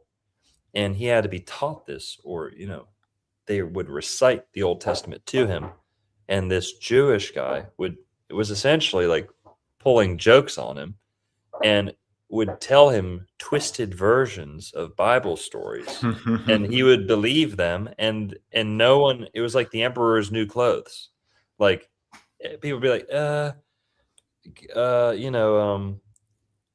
like, for example, they confuse Aaron. I think they put Aaron in just a wrong timeline, totally wrong period of time. They put different characters in the Bible in totally wrong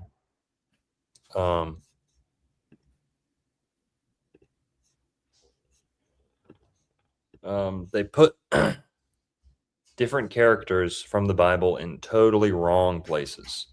And no one who's Muslim can speak up about this because you would be questioning Muhammad. So how funny is this? It's like Denethor, right? That's Denethor, is that Denethor? King of Rohan? Yeah. Denethor has Grima Wormtongue whispering, Grima Wormtongue, total Jew, by the way. No one talks about that, but I'm just joking, okay? Totally joking. Grima Wormtongue, nice guy, great people, proud American, great patriot. They're good for the country. Grima's people have always been in Rohan. Mm-hmm. They helped win the, all right. So Grima Wormtongue is able to talk into the king's ear. And then when the king says it, even though everyone knows it's false and wrong and bullshit, and it's going to result in just nothing good happening, they can't question it because it came from the king. Does that make sense? So if you're one of Muhammad's, underlings, or one of his vassals, or one of his, subjects, and you know the Bible really well, and then Muhammad comes along, he's like, Moses was, Jesus's uncle, or something like that. I mean, they make mistakes. They make mistakes as bad as that in the Quran, where their timeline is totally fudged up, and no one will say anything or have the balls to ever call it out, because you can't call yourself a Muslim in that case, because you're not following Muhammad. If Muhammad's interpretation was a false interpretation, well, sucks to suck. That's your interpretation now. You've got to stick with it. So it's believed that Islam was programmed, encoded with viruses, mistakes, sabotaged to reveal itself to competent people who know the Bible just a little bit. Islam can never pass the sniff test. At least not the scriptures. Maybe their conduct, or their code of conduct, or morals, or ethics can be, applauded or something. I don't think so. But the scripture has a lot of issues. Okay. Is that why there's really no astrotheology for Islam? People get upset about the astrotheology of Christianity, but at least there is astrotheology. Judaism has astrotheology. Islam, not so much. They got tails. Right. So Islam is actually Saturnian. It was encoded with a Saturnian thread, a Saturnian core from the very beginning. As time went on, that became more and more obvious, more and more overt, and to the point where, can we go back to the cube real quick? Of course. I was telling the story of Muhammad essentially brokering a deal or a compromise between the Jewish trade, leaders, and the local pagan Arabic, population, kind of like serfs, right? Or like peasant population who would refuse to give up on their pagan worship. Muhammad fused them together and said, all right, guys, we're going to make everyone happy. That place you guys really like to worship your pagan gods and your demons and your deity, your jinn deity, okay? We're going to wrap that in a Saturnian cube, and so no one really knows what's in there. And we're going to do, what do they call that? Circumventing? Yep. Circumambulating, is that how do you say it? Circumambulate, yeah, that's right. And why are they going around the cube? Guys, have you ever seen like a magnetic rock or like a piece of food dropped on the floor, and the bugs or like ants start doing look this up, guys, seriously. Yeah. Sometimes it's magnetism, sometimes it's just like a flavor or a scent that can drive them crazy. Also, what are smells, people? What are smells? Ugh, gross. Smells are like, I hate when people say vibration or frequency, but smells are like a frequency, right? If color is visible light spectrum, and sound is also on that electromagnetic spectrum, smell is also going to show up somewhere. It smells like a combination of somewhere in between sound and flavor, right? All right, whatever. So what's interesting is smell is the one that's most associated with memory. So like you remember bad smells more than bad tastes or bad sights or a bad touch. The bad smell really sticks with you. Suck my balls, otter dog. Go watch some other fucking gay ass astrology podcasts. This might not be the show for you. Sorry. Go watch a Muslim podcast. What do you expect? Go watch a Muslim astrology podcast or something. All right. Should we lie to you? Would you rather be lied to? Yeah, let me make you feel real comfy tonight. Let's just email me this. Yeah, email me the script for next show. Yeah, and throw a picture of your mom's tits on there too while you're at it. Thanks. He could read. He wrote the whole Quran by himself. What do you want, dude? Wait, who said that? Did someone say that? No, Or no, just- no. I'm just saying, what could we say? And it's whatever, you know. We're Christians, man. That stung, huh? You wish. No, actually. Oh, it stung so bad. Oh my god. Actually, I'm gonna hop off the show and I'm gonna forget you ever even existed. That's the beauty. As long as you live your life, you'll never forget that I existed. I don't even know who you are, and I don't. You're whatever. Okay, you're like a little rat. I say this all the time. Yeah, that really stung when I heard a rat nibbling on my trash can, and I went running out to the garage with a flash. Wait, what was that? A little rat flies across. That's all I know about you. So, all right. Thanks for tuning in, though. And if you want to sting me, you're gonna have to do better than that. What are you, Muslim or something? All right. You ever watch Mad Men, bro? No. Oh, okay. Never mind then. All right. It's kind of a shitty drawing anyway. All right. To the cube. Yeah. So the cube is okay. The cube is Saturn showing up again. The cube on the forehead of the rabbis, the cube of the Orthodox Jews, the same cube that the Muslims are worshiping. Okay, this is another Saturnian infiltration on Islam. And hey, it happens in Christianity too. Why does the Pope wear a yarmulke? Mm-hmm. The Pope wears a yarmulke. The noble king. Here. Go ahead.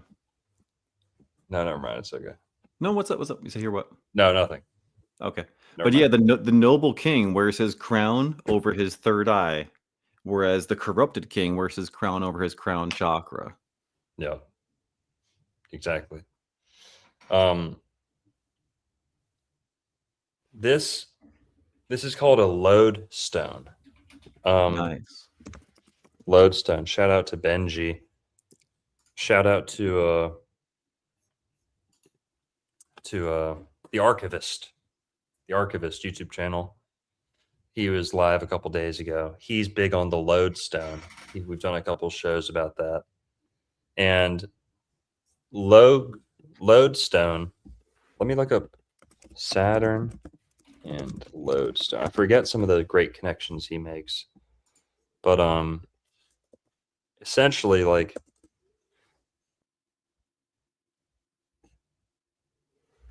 hang on. So yeah, so Saturn is inherently linked to lead and lodestones, because lodestones are often called leading stones or leading stones. Leading stones. And what is in the Kaaba? Okay. Maybe we should have started off with that. The Kaaba is a cube, but that cube is like a case. It's like a protective case. And what's poking out of that protective case is a little slit. I don't know if you can see this. The black stone itself that's actually protected by the Kaaba is small bits, like very, very small. Like, I think like no bigger than this. It's my grinder. No bigger than this. Okay. Like they're little bits of meteorite. Search meteorite Kaaba opening.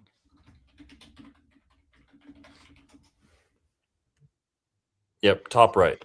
So when we say it's Venusian, well, kind of, because there's like a vagina on the corner of the Kaaba. And that's what everyone's really trying to touch. So some people will just touch the walls of the cube, but if you're really a good Muslim, you're going to get in there, you're going to fight to the front, and you're going to kiss or touch that black stone in the middle. It's big. I said it was like this size. I was wrong. I guess it's a little bit bigger than that. It's hard to tell with that fisheye picture, but it's no bigger than a hand. Oh, okay. I guess it's like the size of a head. Sorry, guys. Interesting. I haven't been there. Okay, sorry. But I guess as big as a head, I stand corrected. An opening the size of a head, roughly. And people fight to touch it, rub it. It's been smoothed and potentially even blackened through repetitive touch over time. And what that is it's a piece of believed to be meteorite with strong lodestone properties. Okay, so highly electromagnetic and potentially from space or from the firmament, a fallen star, fallen shrapnel, whatever you want to call this. Allah's pagan vagina. Yeah, that's another good way to say it. Make sure to stop by the go through the drive-through on your way to,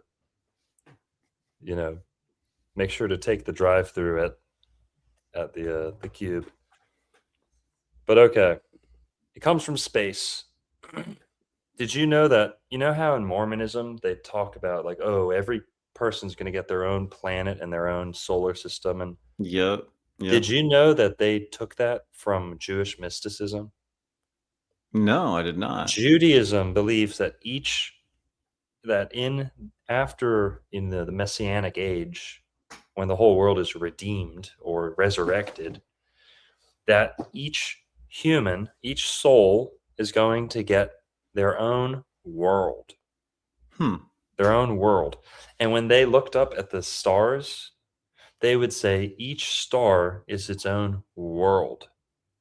This is way before any solar system. So when we talk about like sci-fi being like a uniquely like Jewish thing, that goes back to Jewish mysticism, where they actually used to look up at the stars and say those are infinite worlds. They're some of the first people to ever think like that. And that would then come to become a scientific fact, right? That each of those little lights out there is its own world. That is Jewish mysticism. That's not a component of any other world religion until after Judaism. Okay, Mormonism draws from it. Scientology is a little bit like that, but essentially, Star Trek. Star Trek is also built on Jewish mysticism. 100%. And the word Kirk means church. So when people watch Captain Kirk, they're watching Captain Church. And the vector, and the that's a Jewish symbol. That was like how the Israelite priests, that was one of their like hand signs. But okay, the magnetic properties of this lodestone like compel people to circumvent it or circumambulate it.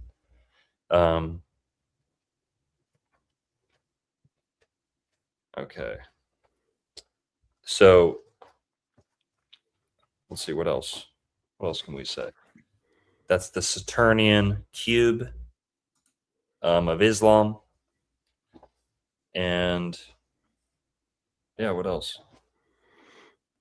After Islam, we have the. Thank you. Yes. Perfect. This is a great talk. People, since we just explained how, Islam has so much Jewish influence and it's kind of seems to have been hijacked, or it's answering the same, compulsion to like worship Saturn, right? It's for some reason. Well, a lot of people like to say that about Christianity.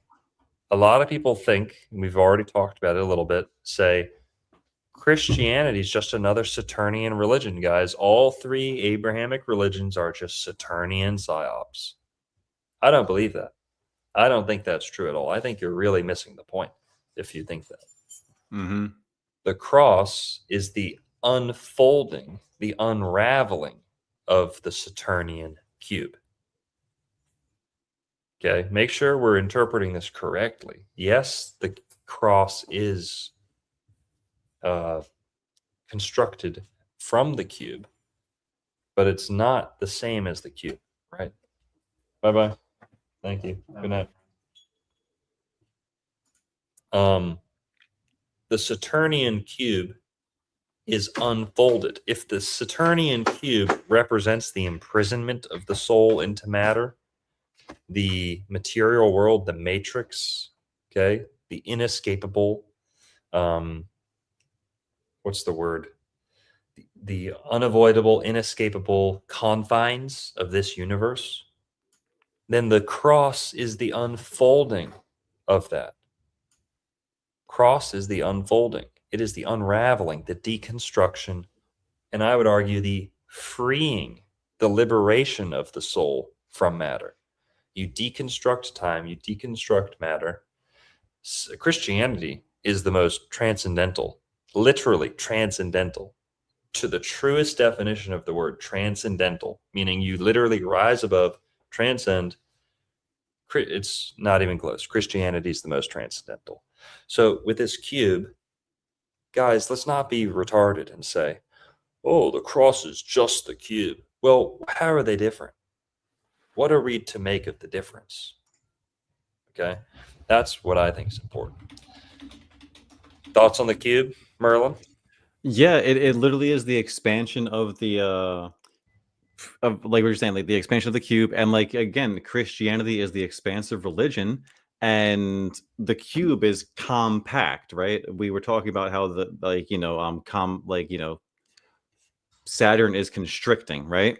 And what's interesting, and you mentioned fatalism, like Christianity is about rising above, where honestly, going back to Islam for a second, it's quite fatalistic because they almost like Christianity is all about free will. You have the ability to try to be like Jesus, but a common Arabic saying is inshallah, which means if God wills it.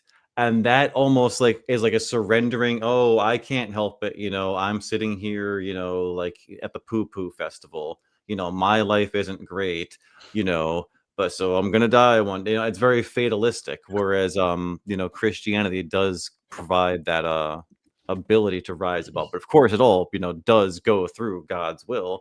But God gave us free will. He wants us to take action and do the right thing. So, yeah, but like specifically on the cross, like you hit on the nail on the head that it's just the expansion of the cube.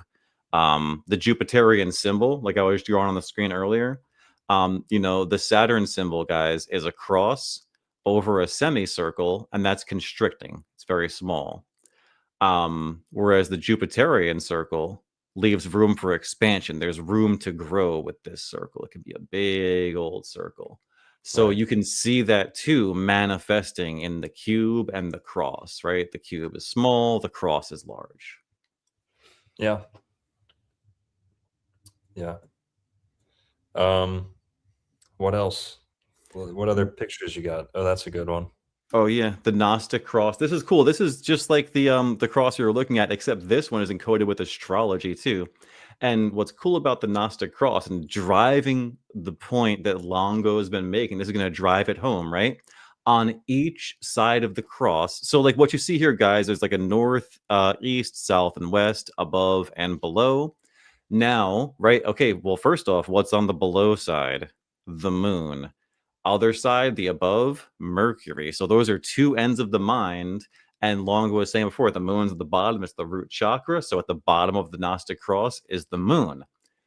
Also, interestingly, just to know how this thing works, this is what it looks like when it's in a cube form, right? So you'll see here that like Aries is on the corner of the north side of the cube and also the east side of the cube. So what this is doing is showing all sides of the cube right here.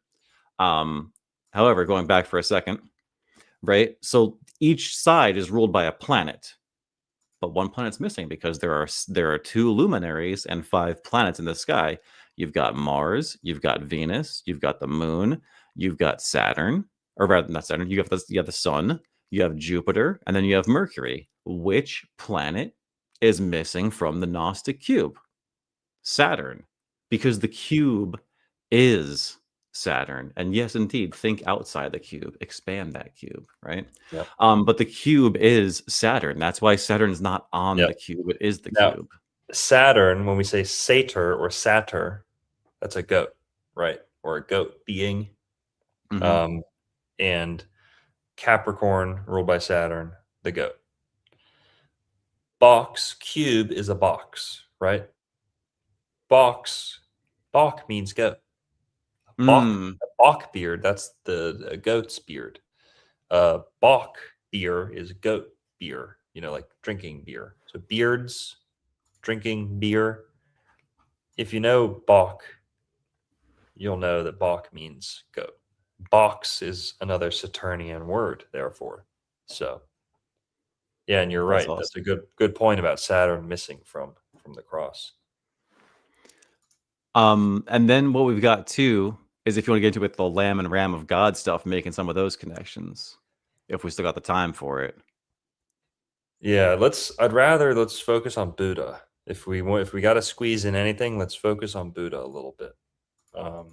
And then we can probably wrap it up. Okay. Yeah, the Sarah and Cerebrum and a lot of that. We're just gonna have to do another show for that or something. Okay. Let's do Buddhism. I know it's good stuff. I know you're excited to talk about it. Me too, but let's do Buddhism only. Okay. Okay, thanks. Now, we talked about the 3 Abrahamic religions, and there was a lot we planned on talking about, but I guess this was just a very juicy, dense topic already. We're going to get to some of that. But we were going to talk about Abraham a lot more. We're not going to get to, but that's okay. But we need to talk about Buddha because Hinduism is kind of hard to compare to the other religions, But Buddhism is actually, even though Buddhism, people love to say, "Oh, it's not a religion. It's not a religion." Well, actually, it's not a religion. Did how many times I hear that a day? You guys wouldn't believe it. Okay. But Buddhism can be compared to the other 3 religions, Abrahamic religions, because it's by being kind of not God oriented. And again, sorry, Ken Wheeler. I mean, maybe I completely have a misconception about Buddhism, and that's okay. If anything, I'm talking about modern day Buddhism, recent Buddhism. So sorry, but being that modern Buddhism is more or less atheistic by nature or extremely compatible with atheism, it actually turns it into a quasi monotheistic religion. It's actually kind of very easy to classify and collect into this kind of a single thread. Whereas Hinduism, it's like impossible to find one, thread to the whole religion, because they have an easier time making the argument it's not one religion. It's a whole ecosystem of beliefs, and that's true. But Buddhism, we can kind of qualify and classify pretty easily. And with astrology, there's a perfect, clean, and neat planetary association. So I thought we had to mention it. Mm-hmm. Buddha, guys, Buddha is kind of like a title, right? It's like Jesus Christ, right? There can be multiple Buddhas. There have been multiple Buddhas. Some people say Jesus was a Buddha. But the word Buddha with 1 D is how we say Mercury in Sanskrit. So Mercury in Sanskrit is Buddha. Mercury, the god of thinking, communication, education. What else does Mercury rule? Short journeys, commerce. Yep. But yeah, Mercury is the active part of the mind.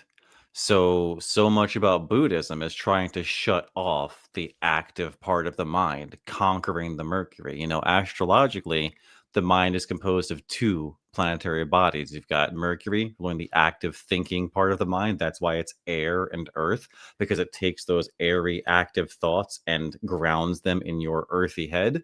Whereas the moon is pure water, just straight up the motion, the emotion of the ocean. The moon's all emotion. It's your mood, mood.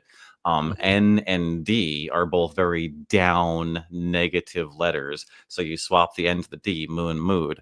So the moon is your emotions, whereas Mercury is the active mind. And like Longa was saying, the word Buddha, especially in Vedic astrology, which is trash astrology, but they call Mercury Buddha. They don't call it Mercury, they call it Buddha. Oh, your Buddha is in the 12th house, your Buddha is in Aries. Yep.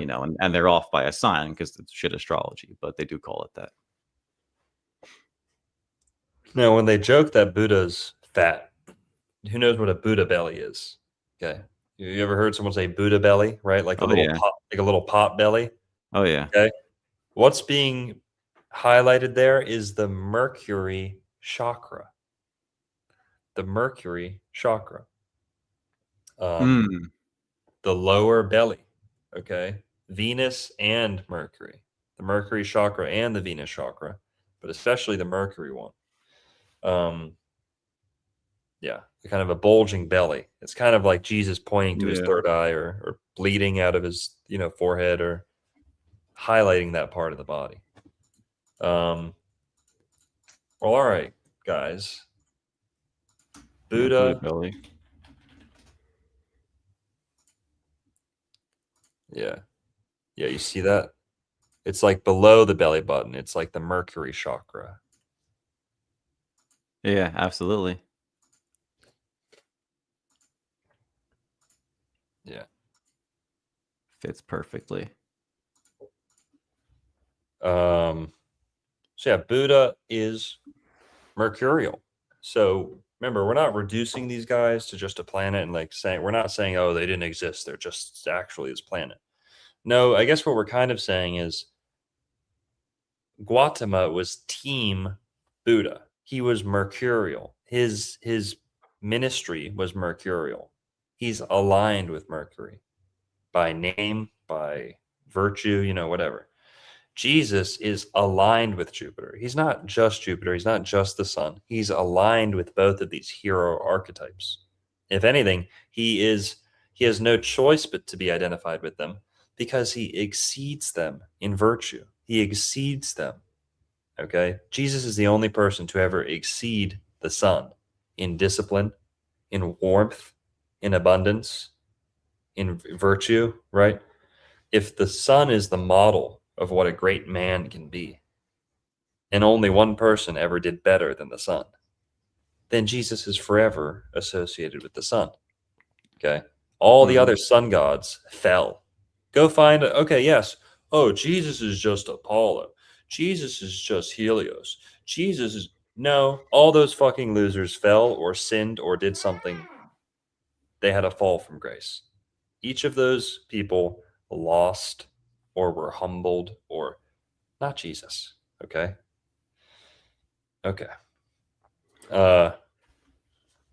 Mercury, Buddha, that's it for me. Anything else?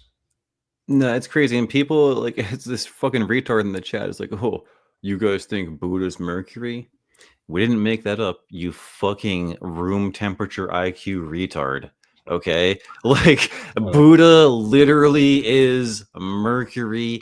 The Buddhists fucking say that. I don't give a fuck, man. I think Mercury is Mercury. I think Mercury is Thoth Hermes Trismegistus, symbolically. I'm with the ancient Egyptians. But it just is. It's a 1-to-1, and Buddhism is about conquering the active mind. So yeah, totally. Yeah, man. All right. So guys, that is the planets and the major world religions. We planned on talking about Abraham a little bit and Hinduism a fair amount. We're not going to have time, but we'll do it again. Wow, insult your chat. Yeah, great idea. LMAO. Oh, hey, Tierney. You know what you just showed us? You care a lot about what people think about you. Okay? You care a heck of a lot. You care so much about what people think about you. You're getting secondhand embarrassment because of your own pride and insecurity. Okay? I don't care what these people say. I don't care. I've told my subscribers to unsubscribe before. Okay. I've never asked for a subscriber in my life. I'll insult whoever I want. People don't watch Old World Florida to get patted on the head and oh yeah, I love you. You're so nice. No. Okay. And we didn't insult our chat, by the way. We insult idiots no matter where they are, in our chat or in somewhere else, in your chat. Okay. And by the way, I don't care. Why do you care?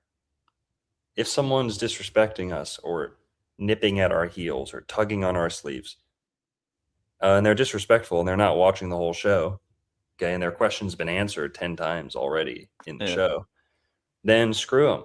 I don't care. And I obviously wasn't insulting the chat. I was insulting one person. Yeah. Who literally didn't get it, and it's like, dude, and he's been spamming the whole time because he's just a fucking troglodyte. So it's like, dude, like.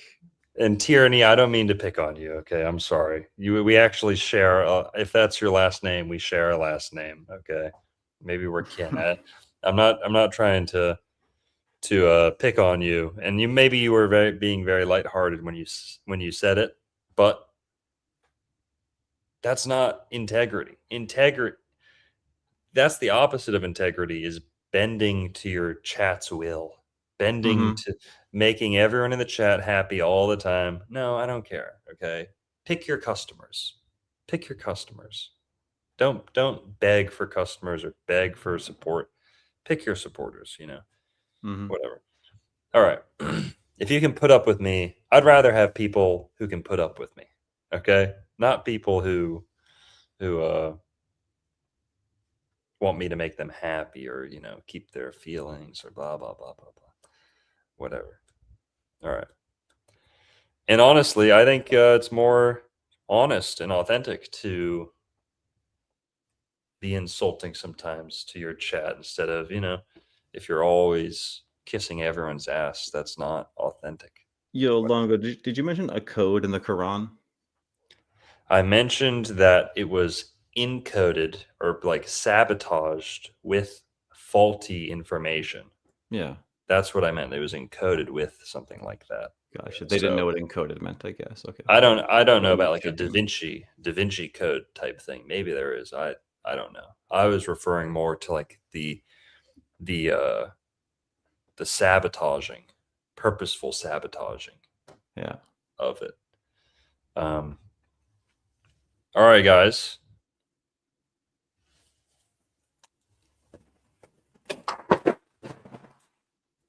Let's hope Longo's okay.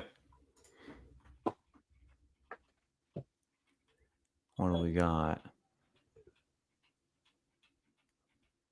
Well, since the floor is mine, folks, what we're going to do, let's hope Longo's okay. Where's the blank screen? Check this out, guys. Where's the... I had a blank slide somewhere. Where's the blank slide for a little whiteboard? Nowhere. Whatever. Let's erase this. So. Get out of here. Don't come by my store ever again. Oh. Looks like you're going through my mailbox. What it looks like. All right, well, prove it to me. Get the fuck away from me. Nice to you, plenty. Get the fuck out.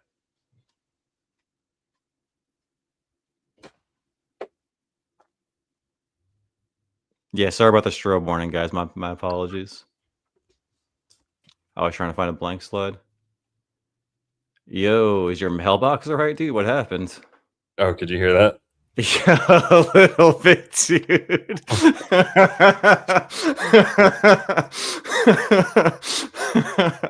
Whoops. Yeah.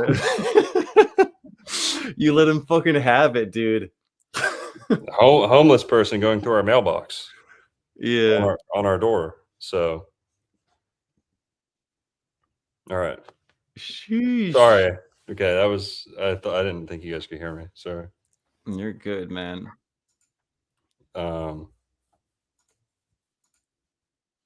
Yeah, we have a mailbox on our door, and this hobo was going through, like, poking their fingers into the mailbox. All right. Dude. What did I say? I forget what I forget what I said. We were just wrapping it up. I was going to go into a little bit of etymology, but like if you want to wrap it up, we'll wrap it up. So Yeah, let's go to YouTube for a sec.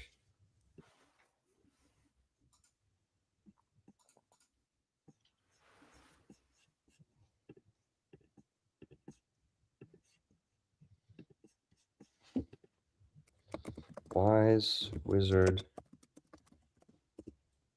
Merlin.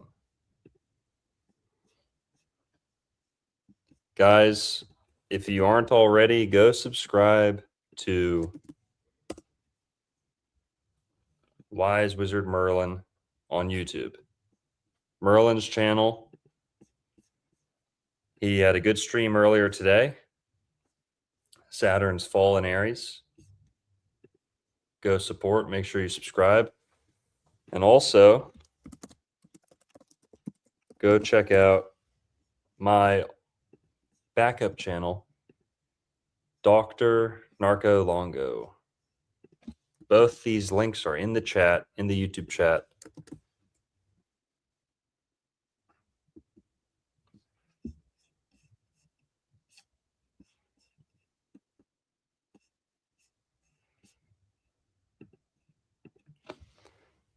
Wise Wizard Merlin and Dr. Narco Longo. Make sure to get. I was just saying I don't ask for subscriptions, but I ask for subscriptions on my backup channel.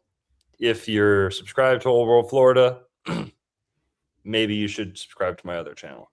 If you don't want to subscribe to either, then that's fine by me. Okay, whatever. And yeah, eventually, guys, the astrology streams will get ripped down from Old World Florida, and they will be on Dr. Narco Longo primarily. So if you enjoy the astrology content, make sure to hit that one up because eventually it will not be available on Old World Florida, but it's not going anywhere.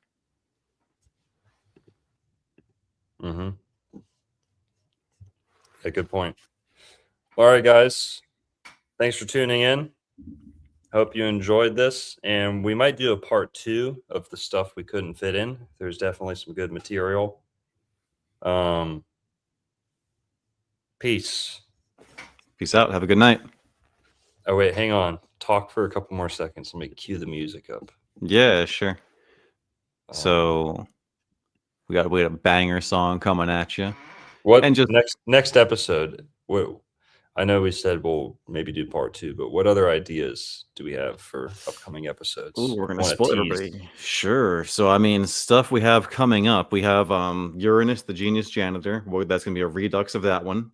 And it's almost Aquarius time, so we're coming up on that. We can do it within the next 30 days.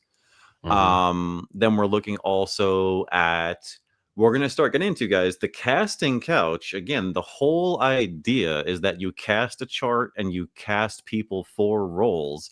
So we will eventually be talking about movies, and we've got the astrology of Shakespeare coming up soon. We've got potentially some Stanley Kubrick movies coming up soon. Won't tease which one, but a banger Stanley Kubrick movie. And then beyond that, there were several ideas in the works. We've got a stream that we're going to do eventually, sooner rather than later, with Saturn Rooster on Celestial Harmony, dealing with the connections between music, the planetary bodies, and astrology, and how that manifests on Earth in architecture, in the construction of instruments, and in the literal size of Earth, which is all cool. It's all celestial harmonics. So that's just a few of the episodes to come. Totally. All right, guys. See you next Saturday. Might do a show before that. Who knows? But Saturday, for sure. All right. Everyone have a good night. And let's jam out a little bit.